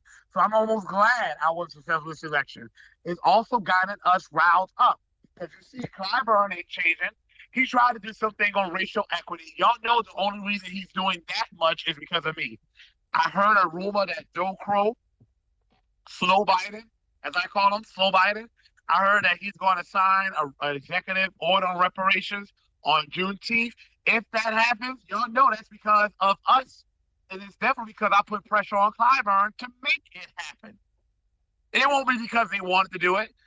But we all know that reparations executive order is going to be a study. We are beyond a study. He ain't spent no studying for that $1 billion he sent to Ukraine yesterday. And that's what now? $100 billion? So I'm almost glad I wasn't Victorian because we were taking this thing for granted. Now we're seeing, we got to really get activated for this to happen. You're absolutely correct. Before we get to Rich, I'm going to say we have some people requesting to speak. We have some people in the queue, and it seems as if our room is filled. I'll step down. Oh, okay. I'll step down too. All right. I appreciate everybody for coming in here and speaking. We had some really great speakers who asked some really good questions. We had some people asking great questions prior to Marcel coming in. We had some people asking great questions to me in the DMs to ask Marcel. I appreciate all of the questions. This is us sitting at the table and putting our heads together and strategizing about how we're going to move forward. Now, Brother Rich, you can go ahead. Yeah, I just wanted to say I heard you guys said you guys wanted to have a barbecue contest, South Carolina versus Texas. Well, if you guys are gonna do that, y'all need to have Marcel. Not Marcel. I said Marcel. Y'all need to have Roland Martin and Bakari Sellers have a butter biscuit eating contest. I'll bring the honey, and I'll put the honey right on the butter biscuits, and they could fight it out. No water. They have no drinks. They're gonna have to just eat the butter biscuits just like that. No water, no drinks, no nothing. Straight butter biscuits and honey. And whoever fucking dies, then so be it. Let's have a butter biscuit eating contest. I'll land right there. Now, that is unfair, the Bakari. You gotta have a weight class or something like that. Now, Bakari might, be taller and faster, but you put biscuits there and rolling Martin those extra fries, Bakari don't stand no chance. I mean, Bakari may have his moments, but he don't want to do like he ain't gonna ever get a crumb of those biscuits. We gotta make that a little fair. Let's do somebody like I don't know, Roland Martin, and I don't know. Y'all think of a cool God, so many of them. Roland Martin and someone in his weight class. God, that's a lot. I don't know. Roland Martin seems like he's walking away with the belt. My money was on him. Weight class, all of his own. I don't know who you put in that weight class, but that's a little unfair to Bakari, though. Bakari's from South Carolina. So I'm gonna look out, and he's from Denmark, South Carolina, a poor little town, like barely an hour from me, in the quarter of shame, in my region. I'm a fan of Bakari. That's Roland Martin is like the boss you face at the end of the game. Now, Marcel, I got one. Jason Johnson will be perfect. Oh yeah, Jason Johnson. Marcel, I have a question for you. This is Chance speaking. Can you hear me? I can hear you, Chance. Go ahead. All right. I would like to know. I have two questions. I would like to know where can we go to read your policies? What you got planned? Like if you have a website or whatever, and also if you are a gay man, I would just like to say thank you for putting the Black agenda first and not his sexuality. That means a lot. Like that shows you got your head screwed on tight and you're focused on what's really important. Well, thank you, Chance. MarcelForCongress.com is my website. It's in my Twitter page, MarcelForCongress.com. And as far as the second part goes, I don't know anyone. To me, it's almost a mental illness to make your sexual orientation your identity. Okay? It's to me, whoever you sleep with, making that your personality is just really weird. And, I know you got T.S. Giselle or Trash Sack, as I call her, Trash Sack Giselle. I know Trash Sack Giselle's out there mad because I'm putting Black American needs first. And I heard that her and I don't know, she calls them the Organization of Sissies, Black Sissies. First of all, why would you call yourself that? I heard they all mad and they just gonna stay mad because our issues we face is not because of our sexual orientation. If that was the case, all these advancements that LGBTQ people have seen would be benefiting Black LGBTQ people, and they have not. So, yeah. Exactly. Exactly. You got to be Black first. All that, what you do behind closed doors, what your preference is, what you like, what you don't like, what you believe, what you don't believe, that is behind your race. You need to think of yourself as race first, because that's how they're attacking us. Before we get to say this real quick, y'all. Be real quick, and I want to go on record by saying this: coonery is a problem. Like I was saying, Black Americans, we never had a civil war, and that's a good thing, I guess. But we never had a chance to purge the coons from among us, to slay them and kill them like we should have. Let me be very clear about something. You ain't met a coon until you met a Black LGBTQ coon. When I tell you the cooning is on a whole other level, take it from me. You haven't met a coon until you met a Black, lesbian, gay, bisexual, queer, transgender, and now they add on IA. I don't even know what the hell that stands for, because they asked me the alphabet so I can't keep up with it. You haven't met a coon until you met a Black LGBTQ coon. Trust me on that one. Yeah, I second that. Before we get to Sajid, or before we get to Mr. Khan, I'm getting better with pronouncing names, y'all. Y'all already know.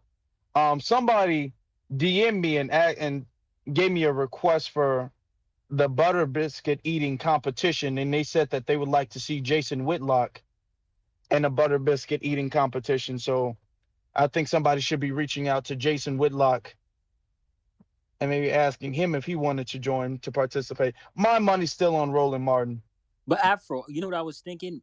Maybe TS just a big brolic football looking ass. Maybe her ass could. I mean his ass, and Roland Martin could go toe to toe. Because if you pay attention to TS Giselle's shoulder, he's shaped like a football player. So maybe.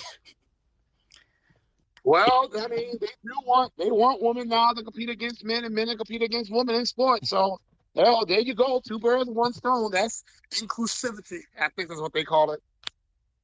Hey, that's a hell of a main event. That's a hell of a main event, isn't it? No water, no water. Honey and butter biscuits. No water, no drink. You don't get nothing. If you win, you get something to drink. Now, Wait. So Kamala Harris can make them some collard greens now. Come on now. Kamala Harris makes you a special plate of those South Carolina collard greens that she carried on with her at the airport, but no one has a photo of, strangely enough. Now, Marcel, I was gonna ask, how was your appeal amongst the Trump voter, the Alex Jones crowd outside of North Charleston? Because I realized, you're not as strict when it came to the abortion and the Second Amendment laws, which I feel like they would probably align with you more so than Clyburn. Oh, I hate abortion. Outside of medical emergencies, this shouldn't happen. Not to black kids, at least. I was saying, how was your appeal with the Trump and Alex Jones supporter outside of North Charleston? I just want to say real quick, you say I'm not as strict. Oh no, I am like against abortion for the most part, at least for Black Americans. It was all a plan to depopulate us, and the 2A and illegal immigration. I was saying I didn't do enough courting to them, and I need to. But the strange thing is, when I ran, y'all, I was expecting to get like a lot of death threats and like racist messages. And that didn't happen from them. I was expecting that group to do that. That didn't happen too much. I mean, I did get a few get a job type messages, of course, a few chimpanzee photos, ignorant stuff like that. I mean, I got someone, I got people talking, you won't get a cent from me. I got like those type of messages, but I really didn't get. I know they know about me. Like, I'm pretty sure I'm on their little, what's the name of that like Twitter they have? That's like a Twitter for like Trump. It's probably 4chan or Reddit or something. 4chan, but there's a Twitter thing they have that like they made what's it called? Radar? Something. There's like a little Twitter that a lot of them go on. I'm 100% sure they know about me. Strangely enough, I don't get any reaction from them. I actually plan to start courting them more because some of them, like an Ann Coulter type, some of them are smart enough to see that one, it actually makes a lot more economic sense and a lot more sense from just a national security standpoint to give the money to Black Americans that we're owed instead of putting all this money in immigrants and Ukrainians and Afghanis. They also realize that I'm in an area that's 73% Democrat, so Republican's not going to win. Some of them are smart enough to say, you know what? I'd rather vote for a Democrat who hates abortion, hates illegal immigration. I'm for lowering levels of legal immigration and is 2A. I didn't court them enough to know what their response would be. I just figured once they heard reparations, door will be closed and that'll be it. So I was like, if they see me and they see I'm against abortion, illegal immigration, 428, they will vote for me. If not, oh well. That was a mistake and I need to court them more. So I'll be able to answer that question in better detail soon. And you hit it right on the head. Actually, you said Ann Coulter's name. It's funny that you mentioned her because she was on Meet the Press talking with Chuck Todd, saying that basically we giving money to Ukraine, billions of dollars, but we don't care about Black people. I was shocked.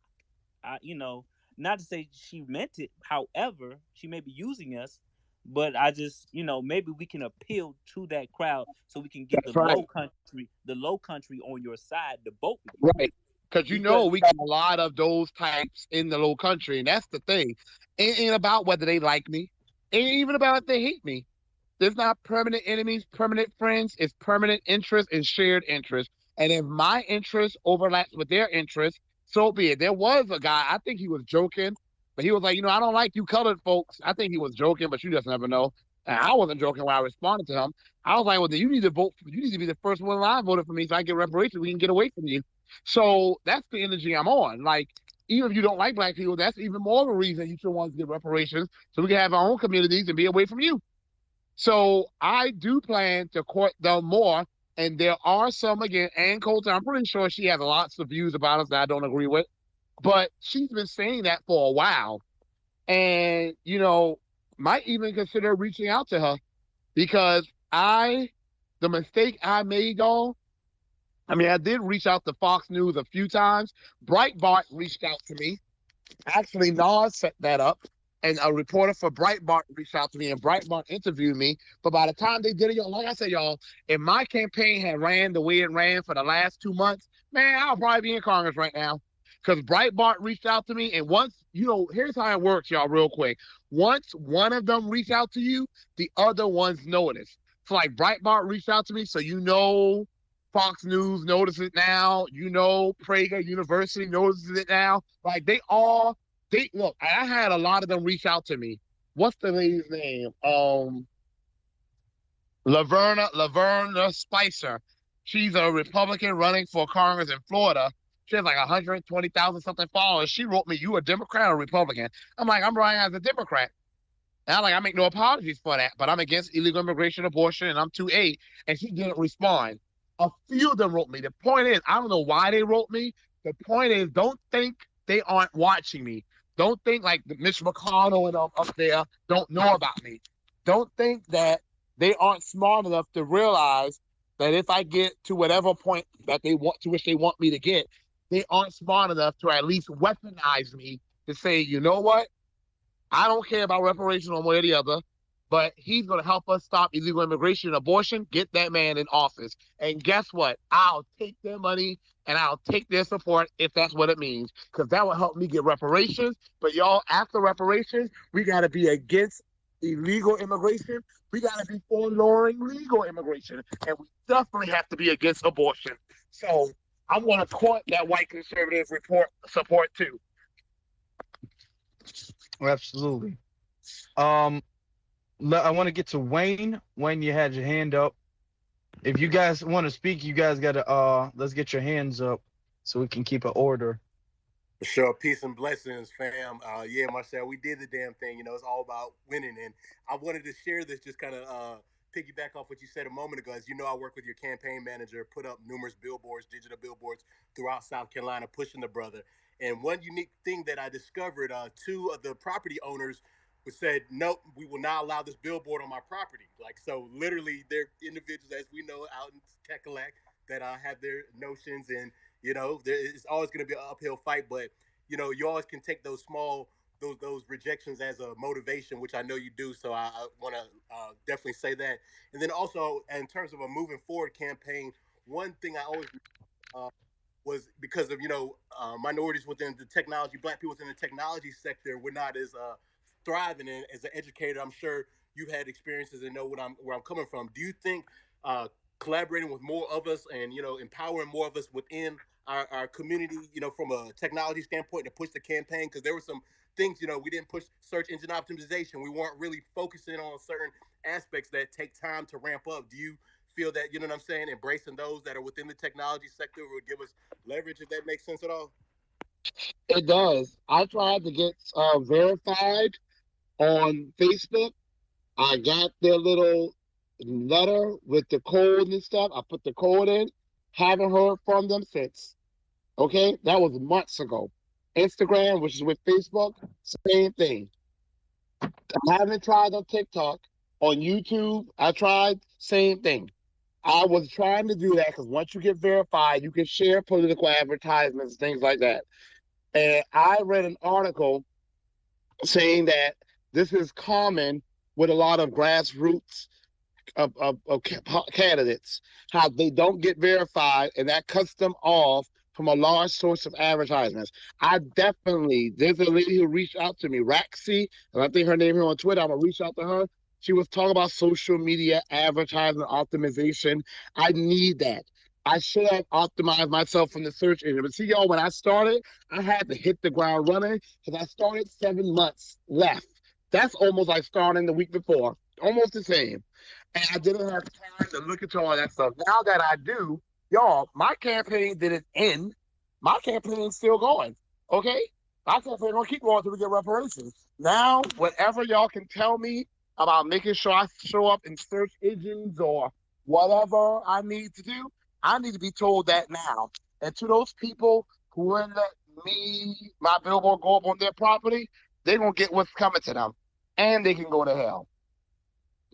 Love it, brother. And you know, I'm always definitely because I got the blue on Instagram, Facebook, all that. And even with some of those processes, it's not, they have, it's a process, but it's just like life. Like, it's who you know what I'm saying? So, like, shooting an email to the right person and waking up the next morning with your thing popping, like, is a realistic, you know what I'm saying? That's like what I need that because, yeah, they give a hard time. Facebook has been absolutely awful.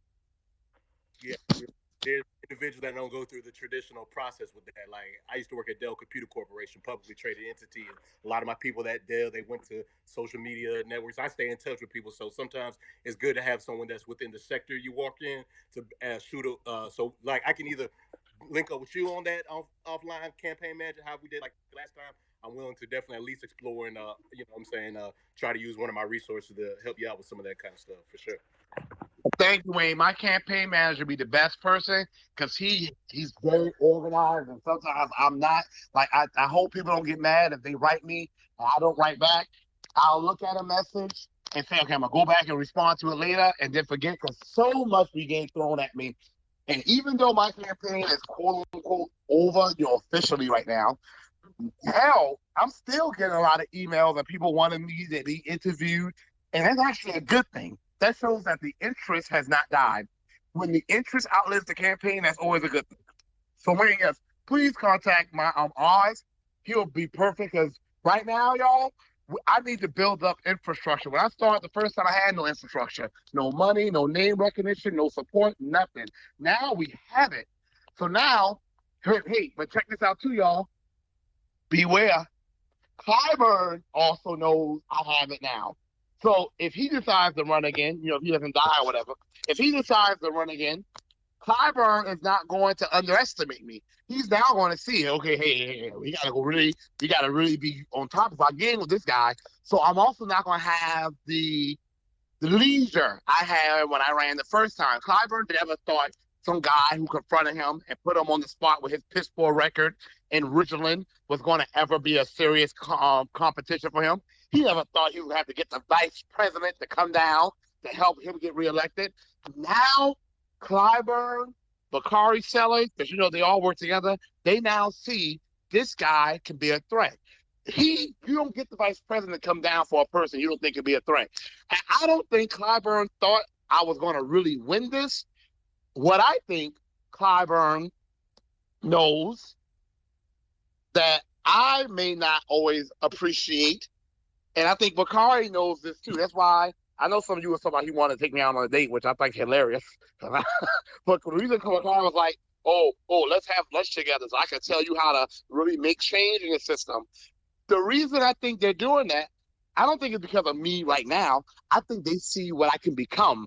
I think they know I can become a massive, massive threat to the Democratic Party. I mean, I ain't trying to be a threat to the Republican Party. According to them, the Republicans are already our enemy. So why am I worried about them? I could be a threat to them neglecting our people. So I think what they're trying to do is neutralize me right now. I need to build up an infrastructure that is so powerful that either the tree gets toppled, the root system is there, and that tree just resprouts again. So remember, Clyburn is not going to start off underestimating me again. And if he retires, well, I hope he does, because I want to be able to beat him before he leaves this here place. But if he retires and one of his daughters decides to run, or Bakari or one of them, I have to be able, they are not going to underestimate me. This on the note of Bakari, I just got to say this real quick. The sad thing with him is, if anyone should be doing what I'm doing right now, it should be Bakari. He has name recognition. He's the son of a famous civil rights activist, a college dean. He has money. He's a lawyer. He has a family. He has media connections.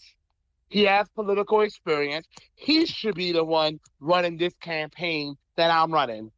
If anyone could have beaten Clyburn rather easily and had the reasons to do it, it's him.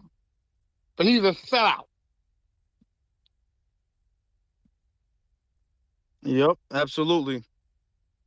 That was that. And shout out to Wayne for your support for our brother Marcel.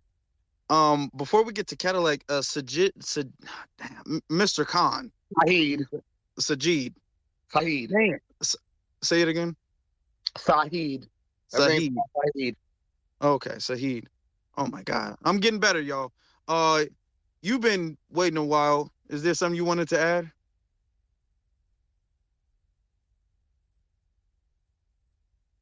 Okay, Cadillac, you can go ahead. Hey man, how y'all doing? Thanks for the space. Yeah, brother Marcel, I think I ran it by you before. A big way you could probably raise funds is do a big NFT collection, maybe do a reparations convention or something. Get some of the elite guys like Afro Elite, some of the FBAs, some of the, Security Tribe guys, to be like your speakers or whoever you might want to bring, and even like national, get some national people, and maybe even like do some rap, some artists or some who might promote you or whatever to go out and do a song, do some endorsements or something like that.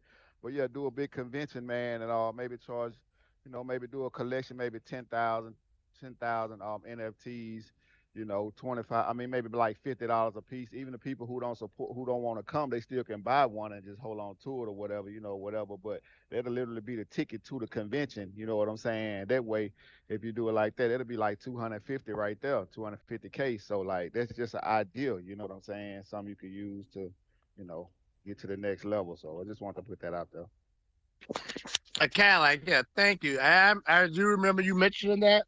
And let me tell you, well, outside of just not knowing much about it, I know what it stands for, non-fungible token. And, I've seen the funny videos of people say, like, explain what that means. And they show people, like, having panic attacks and breaking down and having temper tantrums. But I remember with Bitcoin, right? Like, I remember people, like, telling me, man, you'll get good money if you accepted Bitcoin and blah, blah, blah, blah. So I did the research. I added Bitcoin to my platform, one, because I feel it could possibly be an opportunity for my district. And then I accepted Bitcoin and it didn't deliver. Like I thought adding Bitcoin, they said will open this whole other market over to me, made myself available to the Bitcoin community, did interviews, and I still plan to try to want to make my area a Bitcoin mining corridor, because it still seems to be promising, even though I did read an article about one community where someone had the same similar idea and it was disastrous for the community. But that seemed to be that had less to do with Bitcoin mining and more to do with the people who were in charge. So that's that. But I feel like when I try to pursue these ideas, and it takes a while. But I also want to say this: I was working full time, 60 hours a week and stuff when this was happening, so I was under a lot of stress and having to learn something new. I just feel like when I try to do those things, it's never fruitful for me. Like I did Bitcoin and the support that I was told I would get just wasn't there. And now with NFTs, if I don't want to get into that and then the support just not be there because it just takes away from things I can do. But I mean, I think it's cool, but I just don't know because I feel like I went through this with Bitcoin and was told I would have all this support from the Bitcoin community, even did an interview with Bitcoin Magazine on Twitter, and the support just didn't come through for me like I was hoping. And I was a little disappointed. Yeah, we really don't want to be gambling out here. We want to kind of, and I'm not, this isn't to shoot down his idea, but Afro, but Cadillac, do please write me more because, like I said, I need to learn this stuff because the way I got into Bitcoin, I always knew about it, but everyone asked me about it. I will call people who were doing phone banking, and it seemed like 1 out of every 10 phone call will be someone asking me about Bitcoin. And now I'm hearing people mention NFT. I have an idea of what it is. Like I said, I've seen those videos, The one where the girl asks her boyfriend, who's like some engineer, what's an NFC, and he starts like breaking down, losing it because he can't explain it, and she's like, "Well, can you use it in a sentence?" But people are asking me more about it, and if it's important to my people, it's important to me. And I can tell it's important to you. And there definitely is a community of our people to whom it's important. So I do want to know more about it. So please share with me what you have. And I'll share my campaign manager because you see, I have to also remember when I did Bitcoin, I was in the middle of a campaign already and I didn't have a whole lot of time. I actually have some time now. So I actually want to explore that idea you're saying because I have to think outside the box. Okay, we're not our grandparents. We're definitely not our great grandparents. We're not even our parents. So I have to remember we are millennials and we're living in a different world. And NFT, I have to think of creative ways to get money because Clyburn has the big money people on lock. I have y'all, and I need to think of other ways. So I'm definitely open to that. So please just send me more information. I don't want you to think I'm saying, oh no, go away. No, I'm definitely interested because you have mentioned that before. And now I actually have time to process things that people are saying more. Yeah, everybody's trying to pull their own weight. You know, nobody's shooting any suggestions down at all. We're gonna go with promote black and then Juicy Genius and then Tammy. That's the order of the hands I saw. So promote black, you can unmute yourself.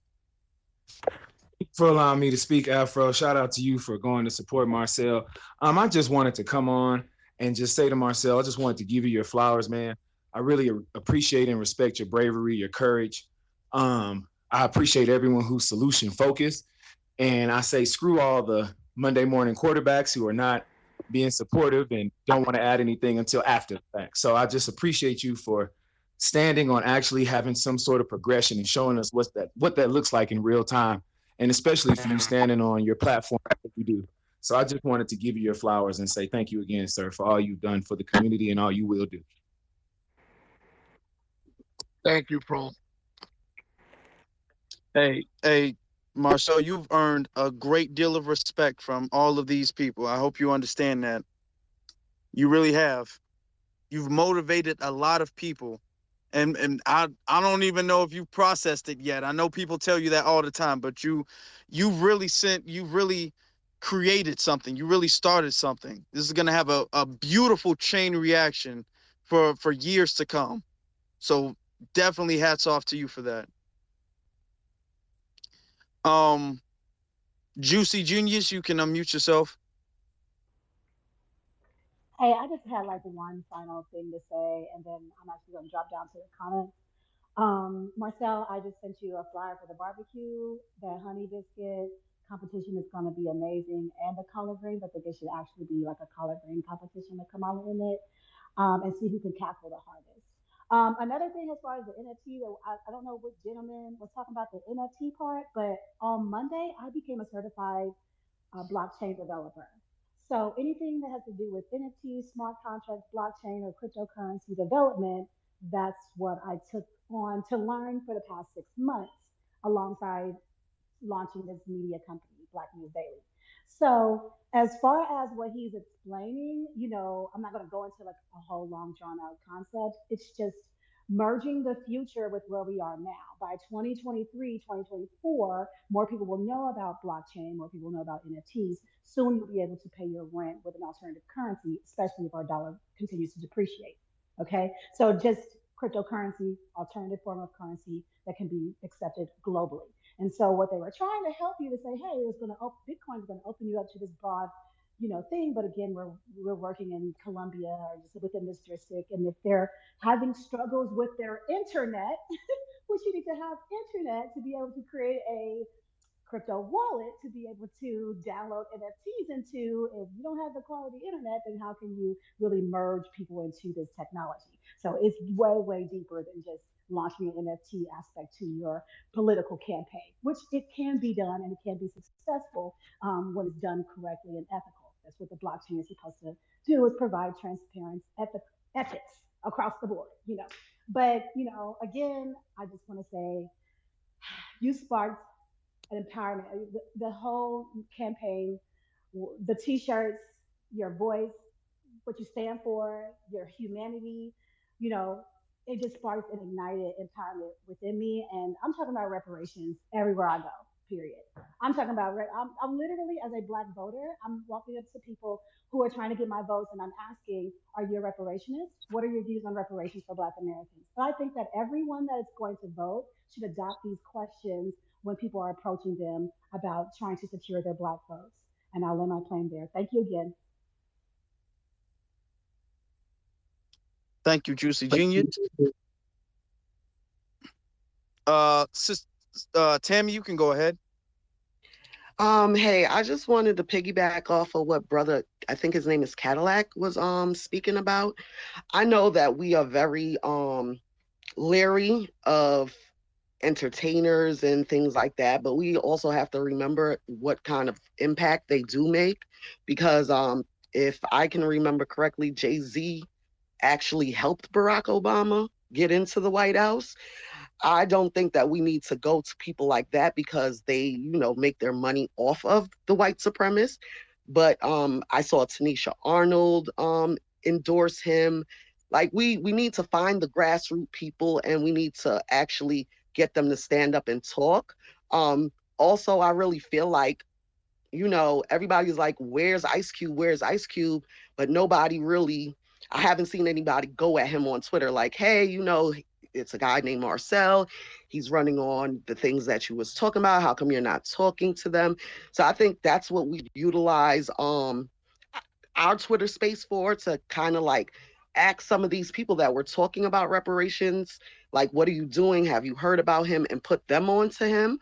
Also, I really feel like, you know, Cadillac was right in a sense where you have to get that exposure. Nowadays, everybody gets their news from YouTube, Twitter, Facebook, and Instagram. To be honest, those spaces are kind of dead. They're like for Clyburn supporters, the older people. But NFTs and all that stuff is major for him. But I think an endorsement from people that have a bigger base will put him out there. And I have a question for Marcel. Did you ever think of running for the top position, which is the presidency? No, never. I've heard people see that Marcel for Congress, and I report it as a hate tweet on Twitter. Like, no, I never. But I do want to mention real quick about the Tisha Arnold. Not only did she endorse me, she actually donated to me too, pretty generously. There was another celebrity who did, I think. I can't remember. She's the only celebrity that actually endorsed me. Luke said he supported me, but I ain't never saw no money. And he talks to Ice Cube, and I'm sure he told Ice Cube about me. I guess Ice Cube just decided we're not worth fighting for. I guess he got some backlash and decided, oh, I'm not going to suffer for y'all, so forget it. I tell him, if somebody's trying to take your money, you fight for your money, right? Fight for your people the same way. If I decided that I was going to withdraw, if anytime I got some backlash from my own people, man, I would have stopped this a long time ago. But you can't focus on the coons. You got to focus on the majority. The majority of our people are not coons. And I did see people tweet at Ice Cube, but they live in their little towers where they think they're far removed from us.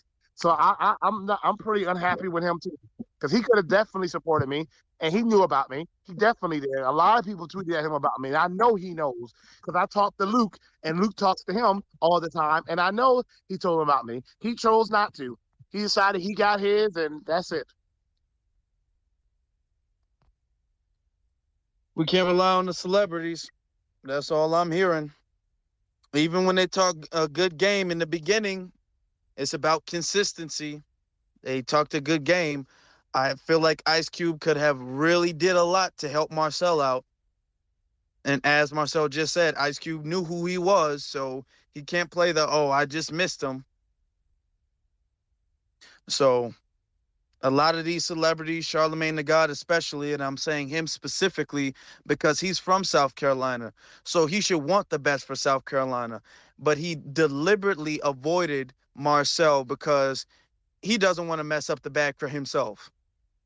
And a lot of celebrities are on that. We should be putting pressure on them, though. Don't get me wrong. We should be holding their feet to the fire. Don't get me wrong at all. But that's just the issue when it comes to celebrities.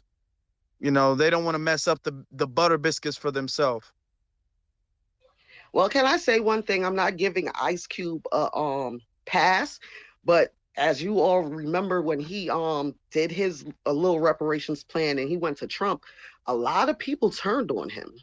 And maybe that's why he didn't really want to jump on it. I'm not giving him an excuse, but we still have to remember a lot of people turned on him for going to Trump, not even thinking that Biden didn't even want to speak to him. You understand what I'm saying? So maybe he feels defeated, who knows, but you're absolutely right. We do need to like really get on them. And Monday morning, I will be calling the Breakfast Club and I will be asking Charlemagne why he did not endorse you. And watch his old sorry coon self act that he doesn't know who I am. But see, y'all, we all need to do that. All of us, too many of us tweet, mad tweet, and then we go back and we turn Twitter off, we go to sleep. Get up, pick the phone up, call them out. We don't do that. And why we don't do it? Because there are a lot of us sitting right here right now. We think that, oh, someone else going to do it, so my little one call won't matter. If you feel Charlemagne the God should be called out for being the coon that he is, don't sit there and say, okay, well, Tammy's going to do it. I ain't got to worry about it. No, then you say, well, if she does it, I'm going to do it. Then the next person says, he does it, I'm going to do it. That's what it is. It takes a groundswell. And it seems like we don't think we're getting that. Some of us think because we may have a good job, and we may have a home, and we may have a flat screen TV, we just think we got it going on. And we just can't imagine things going bad for us or getting any worse. Because we're not feeling necessarily how bad things are. But once we do feel it, here's the problem. Once we do feel it, and if things keep going the way they are, we are going to feel it. There's going to be a point of no return. There's going to be no resources, no legislation, and we're going to easily see while we are 15 to 20% of the population, but we're 55% of those in the streets. And I do want to say about Ice Cube, I'm sure he probably did feel like, well, damn, I'm trying to do something for my people and they mad at me, so forget it. But he's a coward. He's an absolute coward. I don't have any money, okay? I was living with my mother to help her because I couldn't afford to do both. A teacher, small town. I don't have any fancy educational background. I don't have a security detail, okay? And like I said yesterday to people, I was not invited back to my current teaching job. And of course it was political because my performance is always the best in the school, sometimes the best in the whole county. I have no safety net. I don't know what new job I'm going to get.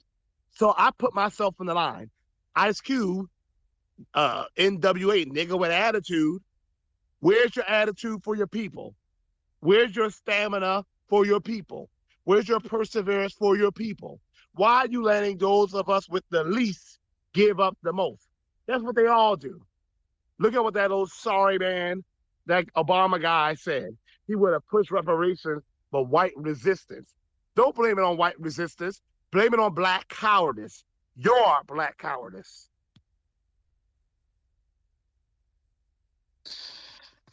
Hey, that's why we should never put too much faith in celebrities. We shouldn't. Now, I supported Ice Cube when he was doing his thing when it came to I forget what it was called, the America contract, the Black America contract. But where has he been since then? And yeah, he got a lot of pushback. He also got a lot of support too. So let's not act like, anybody was out to kill him. Yeah, he got some pushback by the mainstream. And yeah, Joe Biden really finessed that. We understand that. Nobody here is a supporter of Joe Biden. But where has he been since then? We can't be, we can't put too much faith in people who show up and they say something good one time and then disappear, never to be seen again. If any time was a time for Ice Cube to show some support, he could have shown some support here. Now, if Marcel was in Congress, how much easier do you think it would have been for Ice Cube's Make America? No, it was Black America contract or something like that. I think it was. If he wanted to get his Black America contract in the government, he should have supported somebody who would have supported that being in the government. I mean, his And he Black had an America contract opportunity is on the to same do page. and he had an opportunity to do so. I'm not making, and I know, Tammy, you weren't doing this, but I'm just saying I'm not making no excuse for any of the celebrities. And I know for all the idiots out there right now talking about something, well, we're not entitled to their support. No, ain't none of us entitled to no one's support. They weren't entitled to the people who marched and put it out there for them to get the celebrity status they have. As Black Americans, freemen, a part of our tradition has always been never forgetting where we came from, has always been making sure if we made it, we were going to make sure all our people made it. That is a part of our lineage. It's what separates us from a lot of these other lineages out there. You don't do that, you're a betrayal to your lineage. And tell me, I hope you call Charlamagne the fraud and let him have it. Yes, I will. And the moment that they answer the phone, I will put out a tweet saying that everybody tune in because I'm about to really ask him because I don't understand. He really pretends that he cares about us. He could have even, if he didn't want you on the morning show, he has a podcast.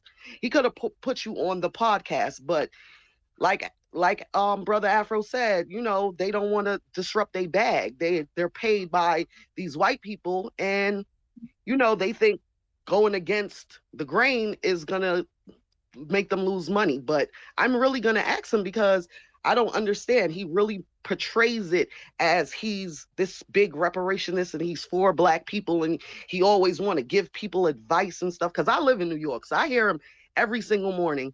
And you can't just like Brother Afro said, you can't just speak it. You have to walk it, talk it, and live it. So I'm definitely going to be calling on Monday. Yeah, he had whatchamacallit, Joe Biden on his program. He had Kamala Harris on his program, I think multiple times. He's had other political candidates on in his program. So why didn't he have He's one of Marcel? those black wannabe boule Negroes. He wants to go back to where he's from and brag and say, I had the president on my program. Look at me. That's what he's about. His own status. He wants, David Banner says something good. He said that he remembers when some people were making out the hood, quote unquote, and help other people come out the hood. He said now we will make it out the hood and go back just to brag to the people in the hood about why they in there. Exactly what Charlamagne got. He just wants to be like, I got the vice president on speed dial, man. You know, one of those people who wants to brag about how they made it, but not helping other people make it. And there is no excuse for him. It wasn't about me. It was about our people, and still is. Absolutely. I'm not going to keep you too much longer, Brother Marcel. I understand that you said you had limited time, but I'm going to give if you have the availability, I'm going to give like another 10 minutes or so for people to give their final thoughts. I think that this has been a very progressive space where we were able to discuss strategies. And then after everybody gives their final thoughts, we can recap on some of the strategies moving forward. But before we do that, let's get to Mustafa. You can unmute yourself. Oh yeah, I was just going to say quickly that when you look at the Charlemagnes of the world, they were the same ones that were telling everybody to vote Democrat. And not to say I don't vote for either side, but I'm saying they're the main ones telling us to vote for the same people that are against our interests. Maybe as far as Ice Cube goes, I think what his plan was in the beginning was brilliant. Actually, going on to the other side and leverage our power against the Democratic Party, who we vote for constantly. But I think we should. Well, if you wanted to reach him, I think West Coast Cam is very familiar with him, and he talks to anybody. So I think that would be possible. And also, but as far as Charlemagne, I think you all should definitely light him up for sure, because he won't have people like Tulsi Gabbard on there who's against foreign affairs and really cutting our money, black people's money, that's going over to these foreign countries. So that's by design. Yeah, absolutely. We got to hold their feet to the fire. Okay, brother Marcel probably had to step out for a little bit. Um, Judge Sarah, you can unmute yourself. You know what? My conversation was for Marcel. I actually was just tweeting him. I've been waiting on here to speak because I wanted to share my position about what's happening with Black people. And unfortunately, do you think he left permanently, or is he still here? I think he's still here. Let me say this to you guys. Let me start from the beginning because this really this is I'm annoyed by this, and I get overwhelmed with my thoughts when I think about what's happening. I'm developing a Black Party. It's going to be the Black Party. We the Black Party, and Marcel. When he lost, I was heartbroken. I'm not familiar with what was going on in South Carolina. But the thing that I know about Marcel is sincere. He loves Black people, and he's willing to put his whole identity, life on the line, and that's what's going to make him grow. As Black people, y'all, I love y'all, but the problem is if we keep looking and see what's going on for over 400 years, they have had their foot on our neck, and we have been last. At some point, you have to stop pointing the finger, blaming other people. It's accountability. When I walked in the room, y'all talk about the media, the media. I just came back to Twitter because Judge Sarah Heidel is my abuser. She's my abuser. I'm the 20th, okay, and it made me look around and say Black people are still suffering. Why are we suffering? Okay, so I come in these room and no disrespect to anyone, it has to be personal accountability. Like I said, I came back to Twitter. I'll tweet. It's people in here that will retweet my shit no matter what I say. Okay? You have to look at yourself and say, how are you improving our condition? What are you doing to improve us? When Ice Cube first did his shit, I was like, hold up, what up? What you doing, brother? And then after the fact, I recognized what he was trying to do. One of my main concerns is that, you know what? You can't keep looking at other people to save us because they're not going to save us. We're going to have to save ourselves. Marcel, you are destined for greatness because your heart is clean and it's in the right place. But you have to be strategic. Like I don't you have to look at the numbers, the population, who is voting in your area, what's their age. I think the age group 18 to like 32 should be your target market.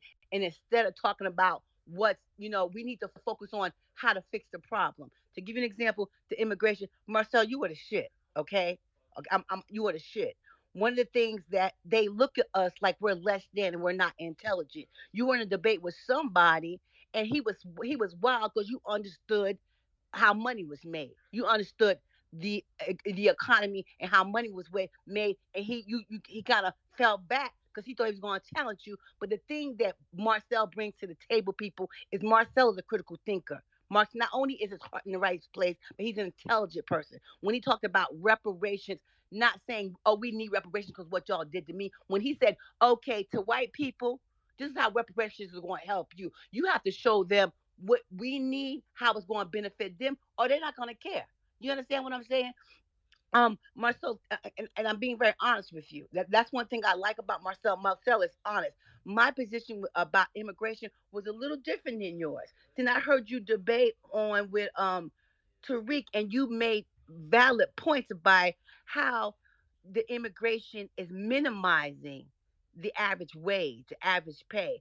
What we have to do, Black people, is we have to find strategies to improve our condition. We need a movement where Black people are seen as intelligent, intellectual people, not that we're less than and we're dumb and we're slow. I come in these rooms and I hear really smart people that are really smart and make really good points, but we got to stop complaining and pointing the other finger. How you win is you look at what's good and how we going to grow, how we going to uplift ourselves together. Looking for Ice Cube, Jay-Z, somebody to save us, they ain't gonna save us.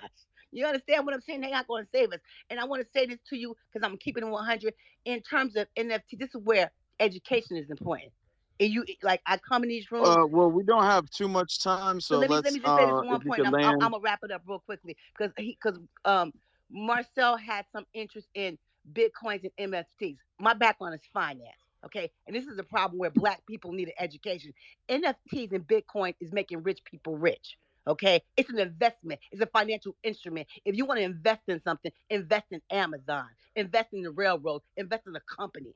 And so we see what's shiny and new, and we want to get down with that.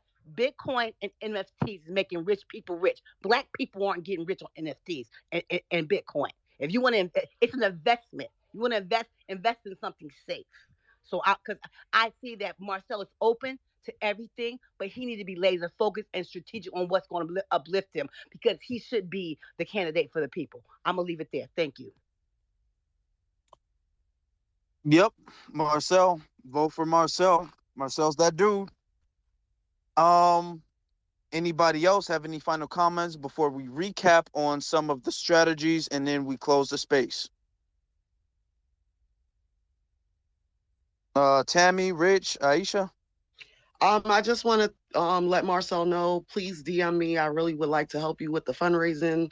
I do have my own event coordinating business, so I could definitely help you, whether it's me bouncing some ideas off of you, making calls for you, or coming down to South Carolina to be hands-on and do whatever you need me to do. And you inspired everybody. I never thought I would be actually being a part of a political campaign, but I definitely have your back, and you could call on me whenever you need when it comes down to fundraising and event planning. Thank you, sister. Rich, Aisha, do you have anything you'd like to add?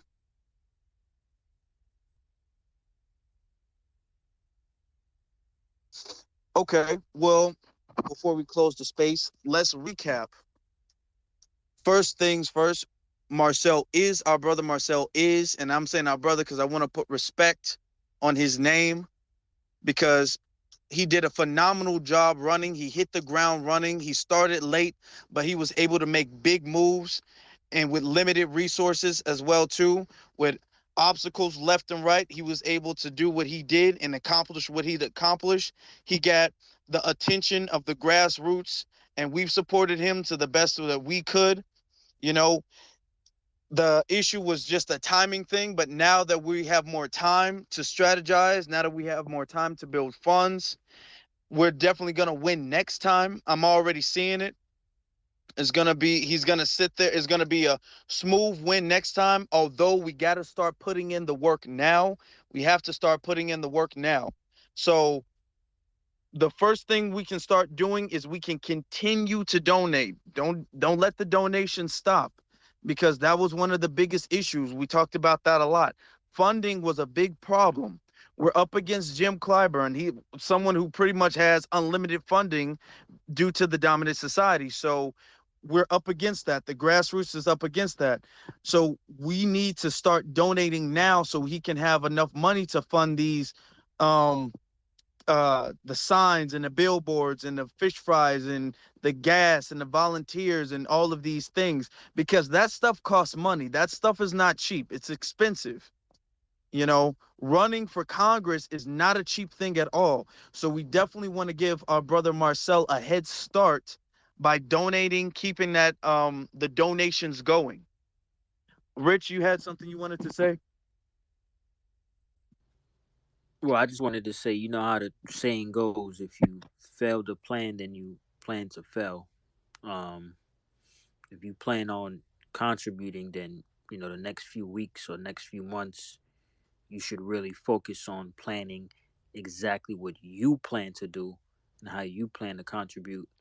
And everyone should do that so that way we could all come together and help out. Let's not leave it all up to Marcel. Let's all place our hands in the pot and make something magical happen.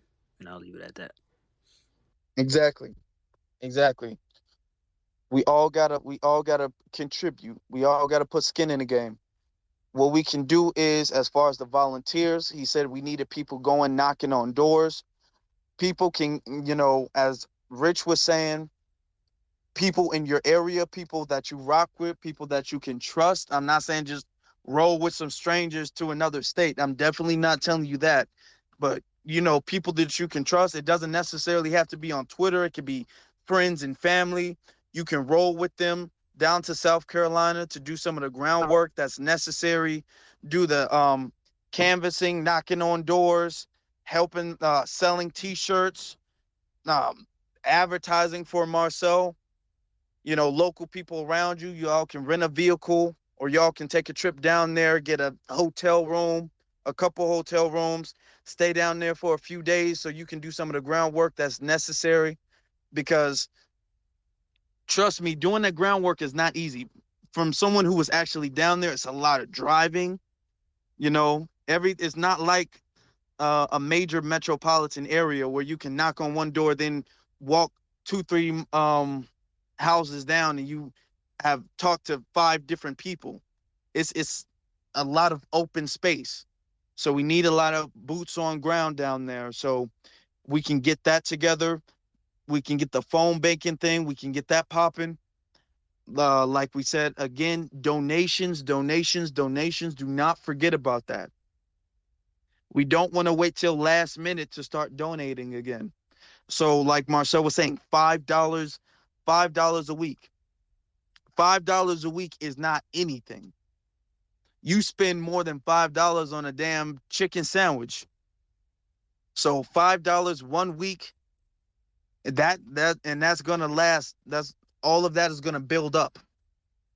So $5 a week, that's nothing. You won't miss it, but it'll be very beneficial to Marcel's campaign. So if you can do more than that, then that would be great too. $10, $15, $20. Anything can help. Anything can help. So right now, Marcel he's in a good position. He has a great chance winning. It's almost a guaranteed chance. I damn near want to say guaranteed chance to win next time if we put the skin in the game that we need to. If we hit the ground running like we're supposed to, Marcel will definitely win next time. So salute to Marcel for all the work he's put in. We respect what you've done, and we respect the fact that you continue to do so. Please don't let the haters get to you. We're going to be on everybody's necks who didn't support Marcel. This shows a lot. The people who didn't support Marcel here also shows a lot too. That shows who's really about it and who's really not. Everybody can talk a good game, but when it comes to actually doing the work, people want to disappear. People are ghosts when it comes to actually doing some real work. Not us, though. The people in this space, the people who've donated, the people who participated in the phone banking, the people who actually were in South Carolina doing the work, the people who did interviews with Marcel, the people who even came in this space and gave suggestions, gave comments and recommendations, told Marcel to reach out to them. These are the people, you are the people who are doing the work. You are the real ones. It's not many of us, but it's enough of us to get the job done. So with that being said, family, you all have a good night. Remember, this isn't a battle, it's a war. And the war is still on. This is a war against white supremacy. Jim Clyburn won this last time. This is his last time winning. It won't happen again because we're on it now. Marcel is on it, and we got Marcel's back.